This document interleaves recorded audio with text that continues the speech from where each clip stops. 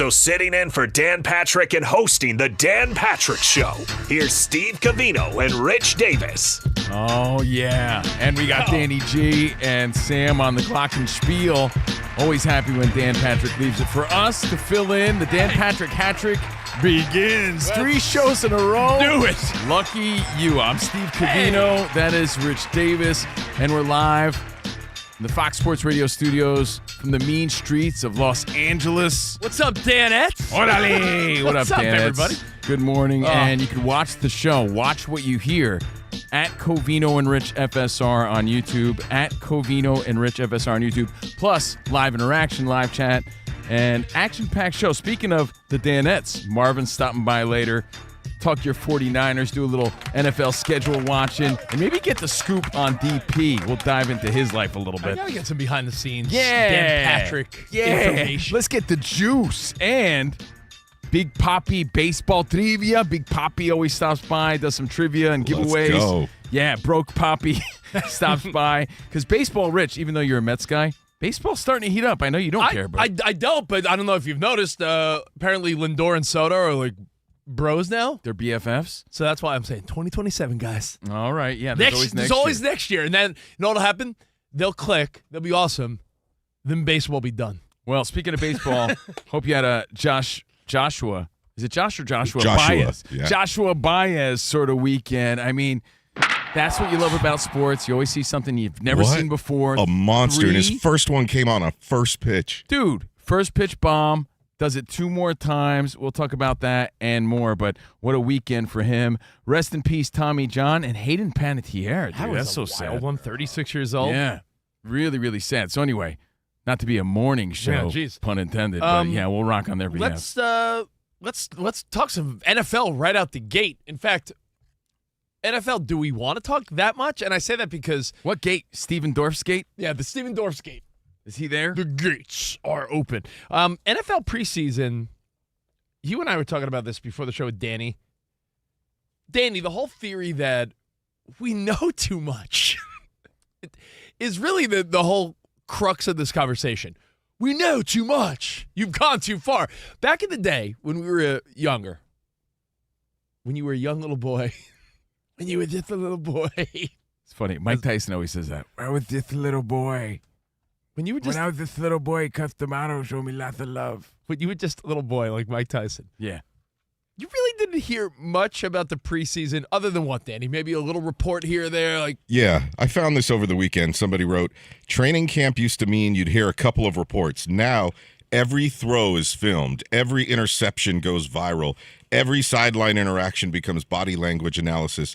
Every rookie is either a future Hall of Famer or a bust after 8 preseason passes. And this was in response to ESPN publishing risers and fallers after 1 preseason game. 1 preseason game, and we're risers making all and these, fallers. all these assessments. It is too much, and it has gone too far, as you said, Rich. There's no diggity, no doubt about it. Maybe back in the day, Scoops Callahan would have an update for you on the new rookie QB. And now it's like what the dude's routine is, what he eats for breakfast, is he going to make it or not? It's like, we don't even know this kid yet. He's taken 5 snaps, and we're already saying he's a bust. Faller. He's definitely a faller, he's guys. a faller, right? So I don't think there's any question, but we're to blame. It's what the public wants. But you know what? Yeah, I was going to say, it's like, welcome to the world of social media where everyone's up everyone's ass, wants to know every little thing. For instance, even that little... That's really it, Rich. It's the culture we live in. Yeah, whether it was little or not, I know he posted a funny meme over the weekend. Max Crosby and Kirk Cousins, that little dust up at practice, we would never have known about even 5-10 years ago. Yeah, probably would have heard about it, but it wouldn't have became national news for a wouldn't 48-hour cycle. It's the evolution of the game. It's the evolution of our culture. It's the evolution of social media and the information we want. We also have to keep in mind, though, that a lot of the stuff is rumor-based. It's not necessarily accurate. You got a bunch of jabronis on there who think they're reporters, and they're not. They're just reporting from their bedrooms. Yeah. Right? So we got to take that information for what it is. But there's no question that it's way, way too much. I think social media is to blame for that, to be honest. And we've seen the evolution, like I said, of the game, meaning think of what the draft used to be and what it is now. So, of course, preseason is a much bigger thing, and just the culture of it. Just in Fantasy general, sports has given you also we're nosy. I mean, that's, we're but you nosy. want to know more. We want to know as much as possible. We all want to be Mark Anthony. Everyone thinks, meaning I need to know. Good 2000s music reference. You like that? I need to know. I figured Rich Davis, the host of Pop 2K, would appreciate that. Yeah, look at that. No, but we're just super nosy. Please don't ever do that again. We know, Danny. How many times do men accuse their wives or girlfriends of like, oh, you're into like gossipy stuff? We as men love it, but we just disguise it as like mini camps and preseasons and stuff like that. Like you got your ear to the streets trying to figure out, Danny, like what's happening at Raiders camp. That's as gossipy as it gets. You're trying to figure out. You want the inside scoops for your bets that you're making and everything else. You need to know these things. You need to know what's going on. You immerse yourself into the culture, into that world. For the next 6 months, your life is football. So as much information as you can get, you're going to take it. So to answer Danny's question, have we gone too far? Do we know too much? I'll say it again. I don't think there's any doubt. I don't know if it's good for the game. I guess it is, right? No one's really complaining about it. I mean, people dive into football, but I bet your wife would have something to say about it. I have a question. Is preseason football one of those things where if something goes really good, you could take like a nice positive away, but if something bad happens, other than an injury, you could just chalk it up to like, relax, it's the preseason. Like in Major League Baseball, spring training. If some guy's looking sharp, you could be like, oh, he's ready for the year. But if he goes 0 for 16 over a weekend, you could be like, it's spring training. Can you chalk it up to that, or are we taking these things too serious? You got to take the good with the bad with the good. I'm gonna live my life like I should. You just got to take it like social media. You can't just read all the good comments you can't dwell on the bad comments. Yeah. Right? You got to take it for what it is. And it doesn't mean a whole lot until the season begins. That's the truth. You could make some sort of assessment and feel positive about things. You could take things as confidence builders because that's all it really is, right? Nothing really matters until the season starts. Well, how do you feel about then if you're going to say that? It's just fun. I think people need distractions. And I honestly, do if you really want to get to the core of it, we need distractions, and football provides us with that. That's a fantastic one. It's really the core of why we just need so much more and why we're so invested. It's like, all right, I could tune out of whatever's going on in your life or your boring baseball season. Yeah, I'm not going to lie. Dive into this. I watched the Giants over the weekend. I watched the Browns. So I had preseason football on in the background. It's something to have, something to be excited about. Life, not to get too deep this early in the morning. It's early here in the West Coast. Life gets. Hold on, let me lay down on the couch. Life gets mundane, man. It's a grind. Before you know it, the weekend's over. It's Monday morning again. If you could just zone out and have the sound, even the sound, Danny G, like you said, of football in the background, it's comforting. That's your comfort food. That's like pizza on your Monday. That's just. Maybe something to distract yourself with. Now, really, as part of it. So we'll take as much as we can get, but as a result, you do water down the product like enough, man. What does it really mean? If you could just keep in mind that not a whole lot doesn't mean a whole lot. It just is what it is. Then you're good. You can't overthink and overevaluate these things. You put any stock into something like all the rookie quarterbacks' passer ratings have been phenomenal. Is that because again, last week we said who are they playing against, but yet they look sharp. Nothing wrong with being positive, right? Like you said, the NFL's in good hands moving forward. Yeah, and it's nice to see because if it was reversed, all the young quarterbacks stunk in week one, then we'd all be scratching our heads like, maybe these QBs aren't as good as we thought. Yeah, that goes back to what Rich was saying before. Like, what does it all mean? I mean, it's better to do good than bad, always. There's no question about that, right? But of course, you rather... So good confidence builders. You rather be in a good position than not. But if you're going to make mistakes, that's the thing, Danny G. Now's the time to do it. Where it was just a mistake, it's just preseason. Now it's over-magnified as to, like, doom and gloom. The end of the season's here. But and Rich mentioned injuries. You want to over-magnified things. Mike LaFleur now getting some heat over the weekend because it seems like he played Jeremiah Love, the third pick overall, a little too much against my Raiders. And high ankle sprain? Yeah. The dreaded at first, the Cardinals acted like it wasn't a big injury. He's going to miss all of preseason and hopefully back for game one. But that's kind of up in the air right now because you know how high ankle sprains go. Dude, high ankle sprain has been the buzz injury for the last few seasons. We talked about it on our show because it's the most vague injury there is because one guy can have a high ankle sprain and he'll be back in a week or so, and a high ankle sprain could keep someone else out for like it's a months. nagging Yeah, there's injury. something very Didn't Stu Gatz take off last week for a high ankle sprain? Yeah, it's high like ankle sprain. everybody's using it as an excuse nowadays. So I that's think the other thing. Stu Gatz Pushing had your turf toe. turf toe, pushing your young stars. No, and, Fritzy had and speaking of had a high Danny ankle G, sprain. our resident Raiders fan, as high as everyone was on Fernando Mendoza's debut, I think he's 4th in QB rating through the first game, right? Yeah, he's 4th. Well, don't worry, Covino. I saw a meme that said the NFL future's in good hands, and it's Ty Simpson, Fernando, Carson Beck, and Drew Aller. And it's just because they've had a good first look. And, like, again. Yeah, but Drew you'd Aller rather had that- it was Drew Aller at first. in Ty first. Simpson really came out balling for the Rams. Carson Beck, 21 to 25 is pretty solid, I will say. then Ty Simpson, then Fernando.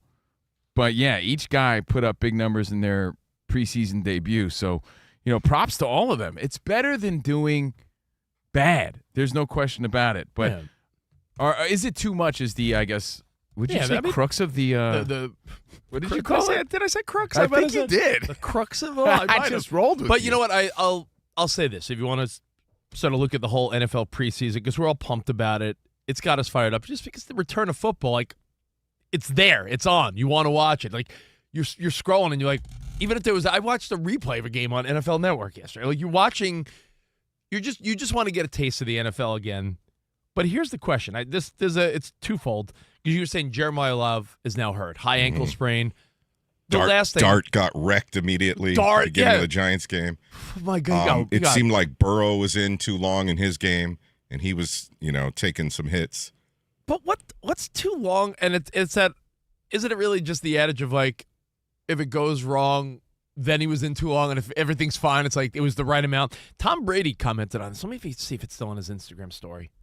I saw Brady was saying how, because someone had posted a highlight of, here it is, I got it right here. Look at me.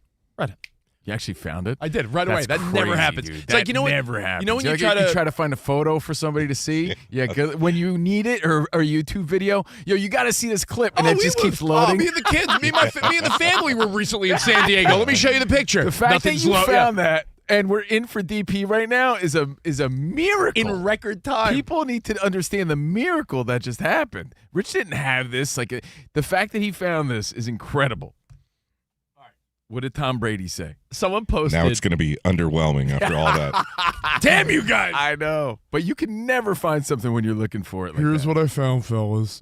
No, someone posted a highlight: Tom Brady to Randy Moss, and it was like it's like an 80-yard pass, and it said preseason 2010, and all the comments were like, "Wait, does that say third quarter? 5 minutes left in a preseason game? What's going on?" And Tom Brady did a screenshot, and he goes, "Preseason, regular season, I never want it to be taken off the field. Practice makes perfect. Too many people looking for the easy way out these days. When you're a football player and it's football season, your job is to play football." Then he posted the emoji, the like the smiley face doing like the huff, where like the smoke's coming out of the nose. Like, still a big moment. And perfect practice makes perfect, right?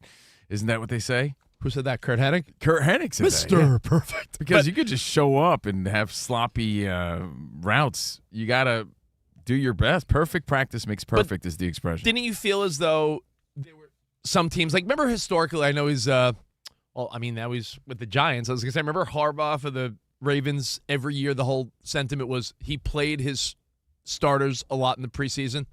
That was the thing. Like, yeah, people would win bets all the time. It would be on like, Ravens. it would almost be like, honestly, like easy money for some, because the Ravens wouldn't really often lose preseason games because he would have his starters in there for a little bit.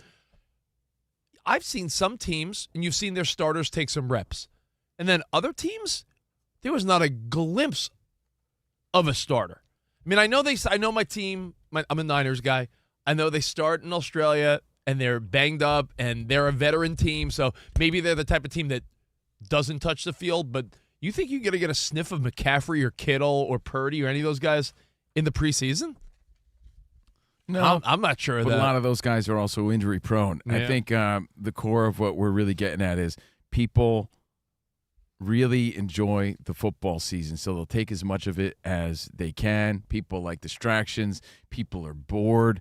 I think social media brings down the mood and vibe, I think, of your life and soul. So when football comes, this little taste of the old school stuff you used to love. Let me give you a I dumb mean, dude, analogy. even my girlfriend belongs, get this is wild. She belongs to a social club just to get out, but it's football related. The Chargers welcome like a social club. Is she trying to get away from you? No, but yes, That's what you join when you're with him. No, yes. You just got to get out. No, but it's a at social club just to it's get away at the from Chargers Covino. facilities, so you get to socialize, meet people. They hold little mini events while you're watching camp and everything, while you're watching training. But because people just want to get out and connect again, because you feel empty inside, and football fills that void a little bit. It's the truth. I'm not exaggerating, dude. How many people do you know that are just empty because social media and the everyday grind like just destroys their soul? Football true. fills you back up with hot wings and joy And happiness. Interestingly enough, I was going to compare football fans.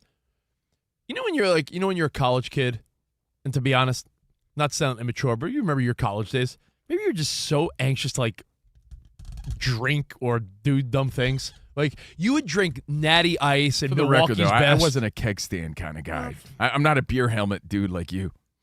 Are you a sideline chug a beer if the camera's on you? Could you do that? Yeah. You got to step up when it counts. Yeah, Rich, we didn't experiment like you did. Yeah, I didn't find myself in college like Rich. Relax, hold on. I don't know what that means. No, but let me tell you, I just think the same way. Didn't you take a year off just to backpack? Just to find yourself? I did not do that. I think Rich backpacked Europe one year. Oh God! When people would say that, I'm like, "Who are you?"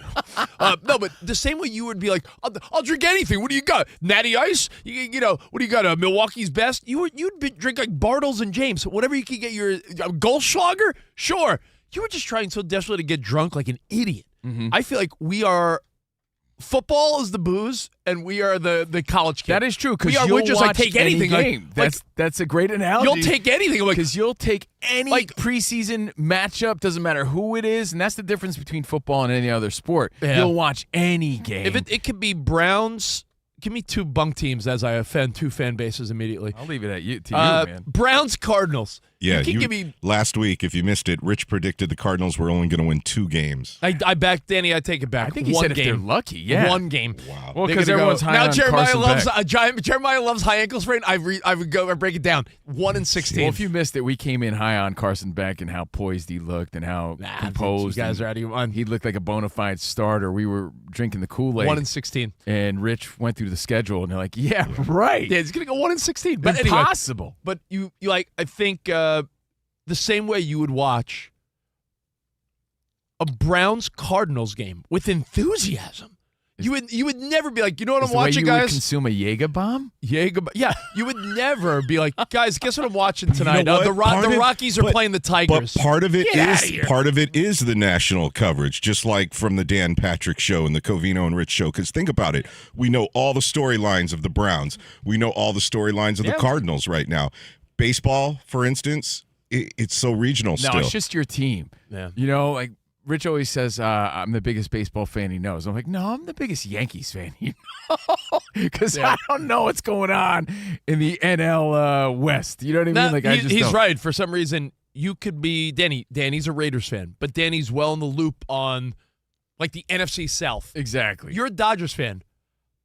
You're a baseball guy, Danny, but you probably don't know the inner workings of what's going on in the AL Central know the right basics, now. Like, but you don't know the ins and I could outs. tell you what's going on with the Falcons quarterback situation, but you're right. I couldn't tell you about baseball in that part of the country right now. I think that unless you really prepared and did a deeper dive, I don't think the average, even super sports fan, could tell you the starting lineup of a team in a random strange division. Analogy. So just like a college kid will consume anything in front of him. What is that, Aftershock? Give me some of that. What do you got? I remember I was a freshman in Syracuse, and I remember waking up drunk in a shower once because I thought it was a good idea to drink tequila out of a plastic jug. I was like, this must be a good brand. Like when you were a college That's kid, the way you'll consume any football game. You were so desperate for anything. Right. A little sip of anything. Like a single guy for an app on the first time swiping. Like anything will do. Anything. That's how we consume football. Oh, sweet. Especially if your baseball team's out of it. Third string players on the Saints versus the Dolphins. You got it. And I want to explain to you how we got here. Obviously, everyone talking about NFL preseason, and it is fun to watch. Mm-hmm. But all the hype on the rookie quarterbacks in their preseason debut, all the Fernando Mendoza talk, the injury of Jeremiah Love, how the conversation is just nonstop. Turn on any television, scroll through your X feed. Risers and fallers after week 1. Yeah, risers and fallers. Too much coverage of training camp. Was it better in the old school when you really didn't know what was going on? You had somewhat of an idea, but you weren't diving into it the way, we didn't even mention Hard Knocks and quarterback or anything like that also gets us. Now we know the personal lives of these stars I blame Liev Schreiber. He just gets us so fired up. What, Tuesday nights Hard Knocks? Yeah. That just also gets you in the mindset where you want more. You want more. More. So, is it too much? That Does dude it could ruin? narrate you making coffee at your house in the morning and I'd watch. Dude, can we make that happen? You're the producer of our show. Danny G, reach out. Come on, we're in for DP. Danny grabbed a dark roast. Yeah. And went to the Dude, that would be so cool. I would listen to that. So, is it too much? Absolutely. Is anyone complaining? I don't think so. Let's just embrace it. Let's love it. In for the great Dan Patrick. We got a lot coming up. A bunch more football today. We're going to talk about a lot of these MLB players that have fallen off. Is something doing in baseball, or sometimes does the league get a read on a guy and that's it? So we'll talk a little baseball. Magic Johnson has an interesting take on LeBron James when he returns to L.A. We'll do that. We'll play some trivia. All in for DP. Marvin's going to stop by from the DP show. So it's going to be a fun Monday right here on Fox Sports Radio. Now, on September 2nd, DraftKings Game Day arrives with massive deals, exclusive offers, and an all-day celebration built for sports fans. The DraftKings Sports app is now live in all 50 states. One app, every sport, all 50 states. DraftKings Game Day is yours. Remember the date, September 2nd. DraftKings Game Day is the kickoff of a new season, a new era, and the biggest day in sports history. New DraftKings customers sign up with code PATRICK and get ready for DraftKings Game Day. That's code PATRICK in partnership with DraftKings. The crown is yours. Bet with DK Sportsbook. Gambling problem? Call 1-800-GAMBLER. 1-800-MY-RESET. Connecticut, call 888-789-777. Visit ccpg.org. On behalf of Blue Hill Casino in Kansas. Bet tax through may apply in Illinois. 21 plus, void in Canada. Event contract trading with DraftKings predictions involves risk of loss. Availability varies. Predictions offer void in New York. Terms at dkng.co/audio. Nationwide based on sportsbook predictions and free-to-play sports contest availability. Varies by state.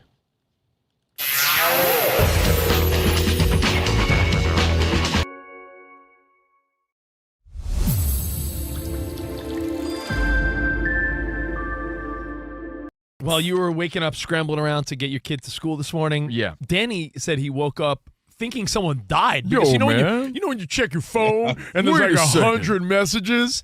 But your messages were luckily not about someone dying. Yeah, and I don't know 100 people, but since you're the biggest Lakers fan I know. Yeah, there was like a dozen text messages from people saying, "How did the Lakers get sold? Didn't they just get sold?" Lakers sold. Boo-hoo. A boo-hoo. To who? A boo. First of all, I don't sound anything like your impersonation. Daddy was all sad about it. But, man. It doesn't affect me. I'm not a season ticket holder. Yeah, but it seems like they flipped it. Like you said, Danny G, like just some property. Yeah, like a piece of property. Like a piece of property. That was just a business decision. And, you think there's some honor and clout and pride. And there is, like, in owning the Lakers. But it's more like. Mark Walter brought in the Property Brothers and Chip and Joanna Gaines spruced it up and sold it. Yeah, it's more like, we can make our money. All right, best offer. I can't refuse. Sure. Flip or flop, bring in Tarek and one of his hot wives. He cleaned the Staples Center bathrooms, and then business. he jacked everyone's season tickets up by 35% and said, peace. They resurfaced the cabinets and said, hey, let's put it on the market. Maybe there's more than meets the eye, like my Transformers backpack. But it seems like they got an offer they couldn't refuse and went with it. Well, Yeah, the buying group, business. Reminder that it's just a business. Danny, the buying group that we're talking about, Bob Iger, Josh Kushner, familiar Yep. last name. Oh, yeah. Were they not involved in a possible expansion franchise? Yeah, they were one of the lead groups for the Vegas. expansion Vegas. Mm-hmm. But they said, hey, let's jump on the Lakers. Yep. And the number is a staggering $12.5+ billion. So almost like a $3 billion profit Almost, yeah. in less than a year, Yeah. right? Because they were bought and sold late 2025 for $10 billion. So the Mark Walter Group bought them for $10 million, which seems like not that long ago because it wasn't. Yeah. And they flipped it for almost $3 billion more. And don't forget, there was a headline, I think it was a week or so ago, about how Mark Walter has some business dealings that are being investigated. So there's some rumors about that today, like maybe that was another contributing factor just for to him. let it go. Well, it's also wild because they're a blue chip franchise that, the Bus family, we're talking about a legacy. Like, when a team has the same coach for decades and then all of a sudden they go through a couple years where they have a bunch of coaches. The Lakers were like a steady. It was like the Bus family, then we lost Dr. Bus and Jeannie and the family took over. So for a long time, that was and there was a changing of the guard with her brothers, remember, and then her. But there was such a consistency with that family, at least. And now within a year, essentially, you got two new owners. Well, Kushner and Iger say they want to compete at the highest level and honor the Bus legacy. Well, That's gotta be good I to know hear. locally there's some buzz that Iger in other dealings has been a little bit of a cheap wad, so they're hoping that he Mr. Disney. opens up the wallet. But I want to point out something, Danny. I know you have a bunch of fun facts about these teams and the value, but I was looking up something because it's so apparent to me. When you have money, if you have money, there's levels of money, right? I mean, There's not everybody could relate. Yeah, Ryan just said no out Yeah, loud. Ryan, you know what it's like when you have money? No, Is your Your mic mic's not not on? on. Do you not hear that? I do not. He doesn't have a mic. He doesn't have money. Ryan's like, it costs money to turn this mic on. Yeah. To me, there's levels of money. There's like, I'm getting by, paying my bills. There's, I'm in debt money. Then there's like, I manage, I'm good. Then there's like, I don't have to worry about my spending. There's so many different levels There's of money. rich and then there's wealth. Yeah, then there's rich, like, I don't have to worry about anything. And then you see someone that has like way more than you. The richest of the rich folks, not like, I put money away in my 401k and my kids have a healthy 529. Not that. That's like you're doing all right. Wealthy people. What do they all gravitate towards? It's so obvious. Sports franchises are where the money's at. The money is so clearly in the world of sports, whether it's soccer, NFL, NBA, anything. Let me just rip off a few of these. Ryan Reynolds, Wrexham. Matthew McConaughey, Austin FC. Will Ferrell, LAFC. Ed Sheeran's got a soccer club. Reese Witherspoon is part of MLS in Nashville. The sisters, the Williams sisters, are involved in a small stake with the Dolphins. Same with Mark Anthony. Tom Brady, what does he do the minute he retires? Hooks up with hot chicks. Hooks up with everyone, holds his nose while he jumps in the ocean. And he also gets involved with the Raiders, the Aces, and Birmingham City FC. LeBron James, part of the Fenway Group, which has the Red Sox, the Penguins. Usher. Doesn't he have a pickleball thing too? Yeah, play pickleball. Usher, minority stake in the Cavaliers. Justin Timberlake, the Grizzlies. A-Rod, when he's not showing everyone his bulge. Did you see that story, by the way? Maybe put that in midweek major. No, thank you. He goes by a rod now, just not. It's not A-Rod anymore. A Rod. Yeah, it's just a rod. But A-Rod, of course, as you Pause. know, Timberwolves and, the Lynx. So I think I made the point. If you're super rich and wealthy. It's not even just a flex. It's it's like a solid investment because it's paying off. Yeah, you're We thinking got like, Iowa Sam on the ones and twos. Oh, yeah. Danny G with the smooth, buttery voice. It's the greatest show in all the land, according to my mom. Not even my I was going to say my friends, but they don't listen. Covino and Rich were on 2 What's to 4 up? on the West, 5 to 7 on the East. But when they say, hey, can you fill in for DP? We're the first to say, Hell yeah. absolutely, yeah. So it's day one of the Dan Patrick hat trick. You give and him we're a- live. give him a Rocky Balboa. Absolutely. Absolutely. Live from the Fox Sports Radio studio. Big project coming up. ChatGPT has a new agent for larger projects. ChatGPT Work. Yeah, give it a goal and help turn scattered materials into finished work. Get started at chatgpt.com by selecting work mode, available on Plus and Pro plans. Again, I'm Steve Covino. That is Rich Davis. Thank you guys for hanging out with us. Shout out to the Danettes. We actually have Marvin stopping by later on. Going to talk some foosball, more football, because we can't get enough. Yeah. And we'll talk fall-offs in sports. Big Poppy has trivia. We got to bribe listeners and friends, one person at a time, so we got some giveaways later on. And let's have some fun. Let's get this week going. But to wrap up the first conversation, again, with all the rookie QB talk, all the NFL preseason, I think there's another layer of as to why we got to be on it. It's the feeling you have of not being in the know. Like, the pressure to know is real. Like, you never want to be the guy, especially caught off guard, not knowing the basic stuff. Like, you know that guy when he's caught off guard. I think it's the barbershop culture and the sports talk radio culture, social media culture of, like, you have to know what's going on at all times or else you feel lost. And although we like it and it's fun, there is a pressure to be on top of things as they happen. And that's the hold that social media and the phone has on you and football has on you in that way. Like, you don't want to be the guy that doesn't know when you're hanging with your buddies. And that's what we try to do here on the show, keep you up on all sorts of stuff, not just sports. Yeah. But I think there's part of it there, too, because Danny G poses the question, if you just joined us, like, is it too much with all the training camp talk? Because years ago, we didn't have all this information. We didn't watch all these games. I mean, compared to the NFL draft, we've made that analogy where, when we were kids, it was in a room with wood panel walls and a bunch of people smoking cigarettes. With the first pick, I'll pick whoever. And no one cared. It was like, moderately viewed. It's evolution, baby. Yeah. Now you have hundreds of thousands of people in the streets of a random city, like, sectioned off in their team fan groups, and by the way, it's a $1 billion night. It seems. I said this before, night but one. You sort of glossed over it a little bit. Fantasy sports changed that too. It's like you got to know every little thing. You're trying to get your teams ready. You don't know how many people I can't say sneak dissed, but sort of blew off when they were asking me about joining their league. I'm like, no, I'm good, man. I'm good on that. I'm good, man. How many leagues can you be in? You know what I mean? So you gotta say no at some point. You're right, though. That's part of the excitement this time of the year. Yes. Like, my family members, they cannot stop yapping about their fantasy teams that they want to put together right now. That adds to the... Let it be known, just like pictures of your kids, no one wants to know about. No one wants to see your fantasy team.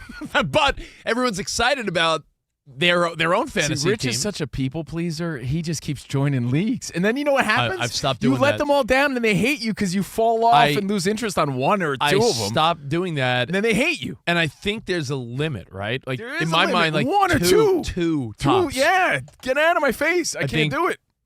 Can't do it. But, to answer the question, is it too much? Can't do it. It is, but it's the world we live in, so embrace it and enjoy it. And it's football. And it's, it's that time of year to get pumped. So, can I ask you a parental question? Depends. You're a dad. You got a teenage daughter. Danny G's got kids. I got little ones. Yep.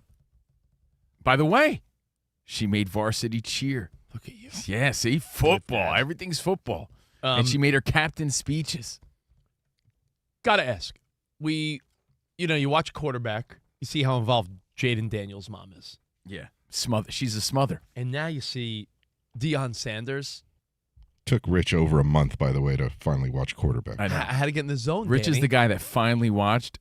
He's the guy that finally watched Sopranos, and now he's talking about it. That's 20 not true. years. I mean, hey, dude, tell me more about Bobby Bacalao. I'm not the guy that watched couple the days show. ago, last Friday, Rich was telling us all about the show we watched a month ago. Rich is talking to me about Dr. Melfi because it's fresh on his mind. All right, no, that's a terrible analogy because if you had watched, it's not like I watched a movie or a show. It's not like, hey guys, let me tell you all about Breaking Bad. Everybody knows. Jaden Daniels' mom. I was a month behind on quarterback because I wanted to just get more of the NFL mindset. His mom is his momager, manager, smother. She's the first one there, talking and schmoozing with everybody. I only bring it up because I don't know, a lot of people were commenting. I even saw on the network Colin Cowherd went on a little rant. She loves her kid. We're only messing. I saw Colin go on a little rant about, like, Deion, what are you doing? Like, Deion Sanders hanging out at the Cleveland Browns facility. He was, hanging out more and more, taking an interest, and just sort of his presence near the Browns. Like, How do you feel about players' parents? Is that like, You know what, man? Because I coach think little kids. If your father's Deion Sanders, but that's different I don't than know. your mom. And again, that's no knock on Jaden Daniels' mom. No. I'm saying like even as a But even Deion as a guy, Sanders? even as a guy that coaches, what's the number one thing? Like, all right, parents, like back up a little. Yeah, but Does that not stop? Stepdad stops when they're Gary's big? not the same as Deion Sanders. Like if you're primetime, I think that's different. That's an exception. But the same way where a mom or a dad could get in the way for little league flag football, where it's like, yeah, Dylan's dad's a little much, or you see, little Jessica. Dylan's dad wears sandals and socks. Jessica's Deion Sanders is not that guy. Jessica's mom keeps emailing the coach about meaningless stuff. You don't think at a certain level, even in the pros, like a player's parent should like back up. I don't care if it's Deion Sanders or Jaden Daniels' mom. Like it's still their. Like I don't know. Let your kid be their own like their own person. I get it. Imagine it here at Fox Sports Radio. Your mom hit up the boss about anything. She probably would. She's a pain. I could see my mom doing that. Imagine that. It's still My Steven deserves a raise. I mean, I don't know. I wanted to throw it out there because I just saw more Deion stuff. But hey, we're just consumed in Does everything. Steven get extra for filling in for Dan Patrick? No, Mom, stop. No. No, I don't. Why not? No. Mom. Stop, Mom. You're Mom. embarrassing. You know what? But prime time, yes, he could be embarrassing, but I think they embrace their father. They act exactly like their father. He's Deion Sanders. He belongs on a football field. He's not out of place. Like my mom doesn't belong in a radio studio, right? So I think he's an exception, even though I may be the contrarian here because that seems to be the assessment. Like, Deion Sanders, beat it. That is the story. So I mean, you could I argue feel like that he has does a lot to belong offer, there. right? Yeah, he has a lot to offer. Or It's just like go, when hey, dude, go back to go coach. Don't hear. Don't yeah, be but here. you have any superstar there for training camp. I think you want to pick the mind of the greats. That's why they're there to help out. So if you have him there just because his son's on the team, I think that's bonus for everybody. And that sets up a winning culture for the other players. That's what I think, even though that's his dad. I think guys like Shador are used to that, and they're used to their dad being there and being that guy. It's not just some regular dude. Even though they drafted 2 quarterbacks in the draft, not this one, last year with Dylan Gabriel and Shador Sanders, is that the quarterback room, and Deshaun Watson obviously hanging around, could be the starter. Is that one of the quarterback situations that's still the most confusing too? Because I feel like that Browns quarterback situation has not gotten any clearer. No, as far as clarity, there still isn't any right now because in preseason, maybe we'll get some after the second preseason game, but they both played well. Deshaun Watson looked pretty sharp, and then Shador came in and he played pretty well. So there's still, no decision there in Cleveland, and I don't think we're going to get one until the end of the preseason. I think they're just trying to get their money's worth out of him. We invested a lot in this dude. Let's make it work. They're going to give him every opportunity possible. But Wes from Vegas hits us up, and he says, acting like Deion Sanders, not a good thing. I mean, he's got a Hall of Fame career, man. You can't take his antics and judge him by that. Yeah, he's a bit of a clown, but that's what makes him primetime. That's awesome. I think that's great. Let's see. Mercer Man hits us up from Pittsburgh. I'm glad I stopped worrying about my fantasy sports. It consumes you. Now, I have a question. Do you play fantasy sports to the level where you start rooting for guys to do well against your team? That's to me like when people got multiple fantasy leagues going on, they're doing multiple drafts this week and next week, and all of a sudden they're sitting there on a Sunday and they're like, well, I want my team to win, but I would really love it if things this get guy after a if while. Jameer Gibbs gets 2 tutties, but my team still wins. And if you have money on it too, that sort of changes how people root. You're rooting for so many things all at once. Exactly. Well, exactly. Anyway, we got a lot more football to get to, but coming up, while he did have a good weekend, I got to talk about Cal Raleigh among others. You say good weekend. He got he got one hit. You were supposed to have done this it was a topic big hit, last Friday afternoon. I know. On our usual time slot. Then it would have been more timely. Now it's like you're late to the party because he had a great weekend. Not to knock the guy. He's still batting 158 if I'm not mistaken. And And we'll keep it in perspective. The guy's living the dream regardless. We all wanted to play in the big league, so we can only knock him so much. But he fell off, from his last year's numbers. So what is going on with Cal Raleigh? And there's other people on this list. Danny, Don't you dare say Kyle Tucker. One of your Dodgers is getting booed. His name is Kyle Tucker. And Edwin Diaz, what do we say? What's his new name? Ed Loss. Ed Loss Diaz. Guys, good one. Yeah, I know. Were you up all night thinking of that? Rich made that I up. wrote that joke, guys. He got no sleep last night because he was trying to come up with that one. Edwin Diaz. Ed Loss Diaz. No, so we're going to talk about some of these MLB players, and I'm going to even throw former Cy Young in there. What is doing with Paul Skeens? So, coming up There's next, others. Covino and Rich in for Dan Patrick. Give us a call now. Danny G's on standby, waiting just to say hi. 877-99 on Fox, 877-99 on Fox, and we're streaming live at Covino and Rich FSR if you want to join the live chat. Fall-offs in sports and life. It could be in entertainment. Yeah, Could be whatever you want. Like what that actor or that musician. Right, exactly. What happened to them? Yeah, type their of thing. follow-up album really sucked. What Give us a happened? call. Let's get involved. Let's interact. All based on Cal Raleigh, and we'll give you the numbers and the updates. Yeah, all next. CNR on FSR. Hang tight.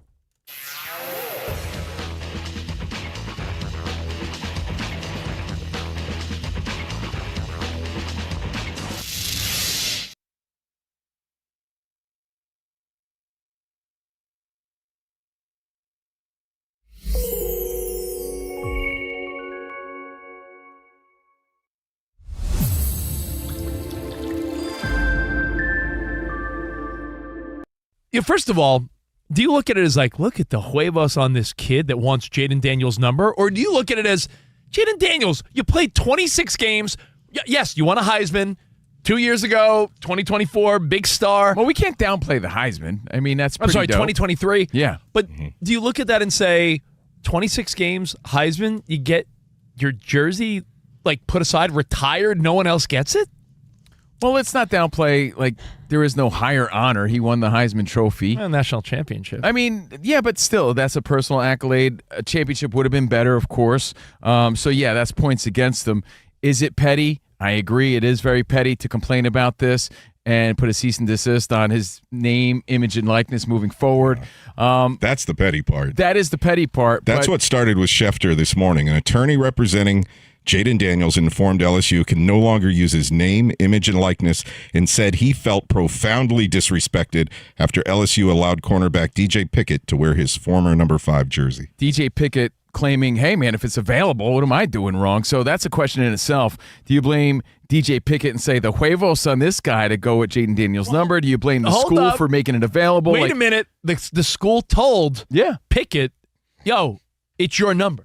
You could have it. So what is he going to say? Well, no, I'm not going to take it. Out of respect, you can't blame him. He said he wore it since he was a little kid. That number 5, man, coveted. Yeah, Jaden Daniels doesn't own it. That's his mindset. But this is a big story today. Now, I'm going to take a different angle, although I agree with Rich. Well, we don't know the level of disrespect that led to this. This could be maybe some sort of straw that broke Daniels back here because, I know what it feels like to be disrespected by your college, and this is on a much, much, much higher level. Rich, you know better than I do what it feels like to be disrespected by your college or not acknowledged. This is a guy that maybe feels he deserves a little more respect than that, and maybe this is just another moment of numerous things that we're not aware of right now. How many years? Here's what made me make my quick decision. In fact, I like to study these things, but I also sometimes like to make a quick decision and be like, that's my instinct. And my instinct is college and the pros are so different with this stuff. How long did Derek Jeter, number 2, play for the Yankees? 20 years, right? Guy. So we're talking about a guy that won 5 World Series, 20 years, legend. Rookie of the Year, 1996, champion, superstar Yankee. How long? Most hits for a New York Yankee. He made his mark. How long did, Tom Brady play for the Patriots? TB12? I'm just saying. Felt like 37 years. Danny G, I look at college like a revolving door of young talent, right? Think about it. You're in and out of there in 4 years. As a student, you go there, whatever bar you thought was popular is now the lame bar. Well, and a lot less than 4 with the transfer portal. Yeah, but That's what I'm saying. You make a great point. I get it. You're there, and in the snap of a finger, your career's over, right? New players come in. even our college days seem like a blink of an eye. Like weird moments, weird friendships. It went real fast. Doesn't make it less special, but from his perspective, I'm just challenging. I agree with you. Yeah. But I'm challenging everybody to realize that, a lot of his contemporaries, their numbers are retired. So he's thinking on that level. Caleb Williams' numbers retired. I was going through a list. There's some play it's not unheard of. Is my point. You're saying, yeah, dude, you can't compare college sports to professional sports. I agree with you. You're saying You're saying guys that he would call him his equals in the NFL. Their colleges respected them. Your boy Steve Young's numbers retired. But remember, Steve Covino, Young, dude. It's Steve freaking Young, Charlie dude. Ward. I'm just going through the list. But this is a team-by-team basis. You're making it seem like it's unheard of. It's very heard of. Covino, just like organizations in all pro sports, some teams have all kinds of jersey numbers retired, and others don't really do that. They're like, yeah, you have to be a legend to get your number retired. I'm thinking for him to make this big of a stink, like the stink of what? 1857? Do you know this? Do you know about the stink? The great stink of 1858? For him to make a stink like this has to be an accumulation of things, not just this. That's my guess. That's my thinking. This is like, and they're giving my number away? Screw it. I don't want anything to deal with it. I do find it to be a disrespect, though. There's other cases that I find to be more absurd. I don't think this is worth Jaden Daniels' time. I do agree it seems a little strange for him to complain and make this big of a deal about it. But there's other moments where I do notice this. What's the slight? What's the backstory? There's usually more than meets the eye here. Like, can I give you some other examples? And we'll take phone calls, too, at 877-99 on Fox. I agree with Rich. I do. We can't compare college sports to professional sports when someone plays their entire career with that team and won multiple championships, so on and so forth. Jaden Daniels made his name and what got him to the NFL through LSU. 2 years, had that first year at Arizona State, but a Heisman Trophy year. But again, Danny, you looked it up before the show. We were like, guess how many games you think he played for LSU? 26. That's, I'm not saying NFL and college are the same, but in NFL terms, that's not even 2 seasons. That's live from the Fox Sports Radio studios. Just getting started up. Covino and Rich, because we're normally on 5 to 7 on the East, 2 to 4 on the West. And by the way, if you're new to us, we're from the East Coast, from Union, New Jersey, home of the world's tallest water sphere and me. Is that the bragging right? Yeah. We got a big water tower, Union, New Jersey. I mean, Ray Liotta's from Union. And some good Taylor ham. Artie Lang, great pizza.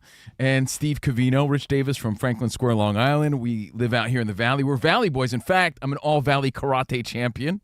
I thought karate would be a bigger deal when I moved out here. I know. So live from the Valley, in for Dan Patrick, everything at Covino and Rich FSR on YouTube. We're streaming live. The live chat's there. Remember, after the show, the DP podcast and our stream goes up. If you miss any of today's show, any show ever, day 1 of the Dan Patrick hat trick. Search Covino and Rich, that's Covino, Covino and Rich, wherever you get your podcast. Follow, rate, and review. 5 stars, because anything less is uncivilized. And by the way, that's a line from the marvelous Marvin Hagler. Anything less is uncivilized. I remember that. And you know how we're all fired up for football. There's things that you look forward to. It's the dots on your calendar, right? Opening day, kickoff, a big fight. And I got to just throw this out there. Because that's also part of it. We just need things, whether it be a vacation or something. We need things to look forward to in life. And football's that thing every week. And more days than ever. Well, that's what people are looking forward to now, because I think a lot of people just got done with their vacations and kids are going back to school. So it's like, now what? Football. Yeah, otherwise things get all boring. Football. But 2 other things that I get fired up for, kind of like football. We had UFC 330 this weekend. That was a lot of fun. But I'm a big boxing fan. Next weekend, we got Teofimo Lopez, Rolly Romero. And then next month, we're going to be at the 9/11 game. Yeah, Mets-Yankees 25th anniversary. But that weekend, you got Ryan Garcia fighting Conor Benn. So some big fights coming up. Just throwing that out there to get you excited, because we need that in life. Again, I'm Covino. That is Rich. And now we got to talk a little baseball. Actually, fall-offs. Before you talk baseball, we talked a lot of NFL. Can we just acknowledge that while everything seems to be an overreaction in the preseason, Jeremiah Love is hurt. So the Cardinal fans should be a little like, oh. Jeremiah Love. Just a little like, ooh. And if you're a Giants fan, already, with Jackson Dart having to go to the medical tent and, he took some hits, and people are like, yo, Scatterboo, something doesn't look right. Like, if I'm a Giants fan, I many questions. I am a little like, oh, like, it seems way early for there to be, like, concerns. Like, a lot of teams' stars haven't even touched a field yet, and it just seems like there's concerns. You're part of the overblown coverage, Rich. Yeah, there you go. Making mountains out of molehills. Or as they said, as Jackson Dart said, a nothing burger. So, hey, maybe it is a nothing burger. Now, Sounds good. Let's go to baseball. Well, for a second. It's actually fall-offs, but it starts with Cal Raleigh. Yeah, what happened? I got to say, I don't want to be like other radio hosts that I hear and roll my eyes at when they're like, I told you so. Well, you were the guy last year when it was a two-man race. I said it. Covino, We'll have you to were make you that like guy. a personalized belt, like Yeah. championship Oh, belt. yeah. I need a championship belt because I was the first to say it. I said it. But I'll tell you why I said it, because I was defending Aaron Judge. Yeah, last year year when they were talking MVPs, I'm like, give me a break. This guy, he's a great catcher. He's had a great year. You know, he's not Aaron Judge. Maybe this you is, jinxed this is him like because his I mean, best season ever. Maybe you put the Shambuzi, the jinx, Well, because I don't want credit for that either. You I'm not said- rooting against Cal Raleigh. you I said just said Aaron that. Judge is a generational guy. Yeah, we don't know. I was like, it could be a fluke. It's an amazing season. Can't take that away. But we don't know how good he is. I don't think he's the most valuable player when you're comparing him to a proven Aaron Judge who just had a monster season. And then all the props in the world. Argument that he was a catcher and he was doing something special. But, I mean, in the history of sports, and I know that sounds like a pretty big statement. And also, can we just reemphasize that we don't take any Joy. in talking about his meager numbers. Cal Raleigh went from, the meme, there was a viral meme last week, and it said he had 51 hits. He now has 52, but 51 hits this season. At this time last year, he had 60 home runs. No, he had 60 home runs last year. Yeah, 60 home runs. For the season, yeah. For the For season, the not at this 51 hits at that point. It was like, man, what a fall off. So as of now, weekend has passed after this viral meme. He has 52 hits. It was a big It was hit. a walk-off, though. 52 hits, 13 home runs. But get this. Granted, is a 217 lifetime average. 158. Like, honestly, any jabroni listening right now feels, and is something that we all say and think, I could hit 158. And of course we can. But, I mean, 158 as a big leaguer, runner-up for MVP, give me a break. So, something's going on here. I'm not saying it's over for the guy. The guy's still one of the best. Something's off, something's wrong. He'll figure it out. I do believe that. But that is a fall-off from last year. We're talking it was a really close MVP race. We're talking he was up there with Aaron Judge. We're talking magical season. We remember the season. We were at the home run derby. Cal Raleigh has 52 hits. He's batting 158. He had a nice weekend. Maybe that's the start of something big and good for him. I was just Not looking- rooting against I him. was just looking up. There was one year where Bartolo Colon had an average like that. That's what I mean. And you think of, honestly, you think of players that teams got rid of because they were sort of slipping. Like I'll give you a current example from the Yankees. Like we said, Arrivederci to DJ LeMahieu when he was batting 266. Yeah. You would take that any day of the week now based on these numbers. These batting averages are pathetic. But, you've seen a fall off. We're not taking joy in his fall off, but there's an absolute But there's fall off. a clear 60 home runs, Right. The MVP numbers don't level lie. guy. Now He could be a swell dude. We think he's great. He's a great fella. He's the big dumper. He waved to us at the home run derby, He's so nice. I give him credit. But- He's a nice guy. But 13 home runs, batting 158. Can you think of a bigger fall off in any sport? And I'm not trying to be a prisoner of the moment, but think about all the major sports. Think about bands and actors and movies. Who's fallen off quicker and more drastically than Cal Raleigh? All right. I got some actors in mind, too, and more baseball players, but I want to take all the answers. You know what, Danny G? If Danny G's feeling nice about it, he's a little grumpy early in the morning here on the West Coast, maybe we'll give prizes away to the best answers. Okay. No way, man. I wake up with a smile. Biggest fall offs. We'll get to that next. In for the great Dan Patrick, Covino Rich, Monday. Let's go.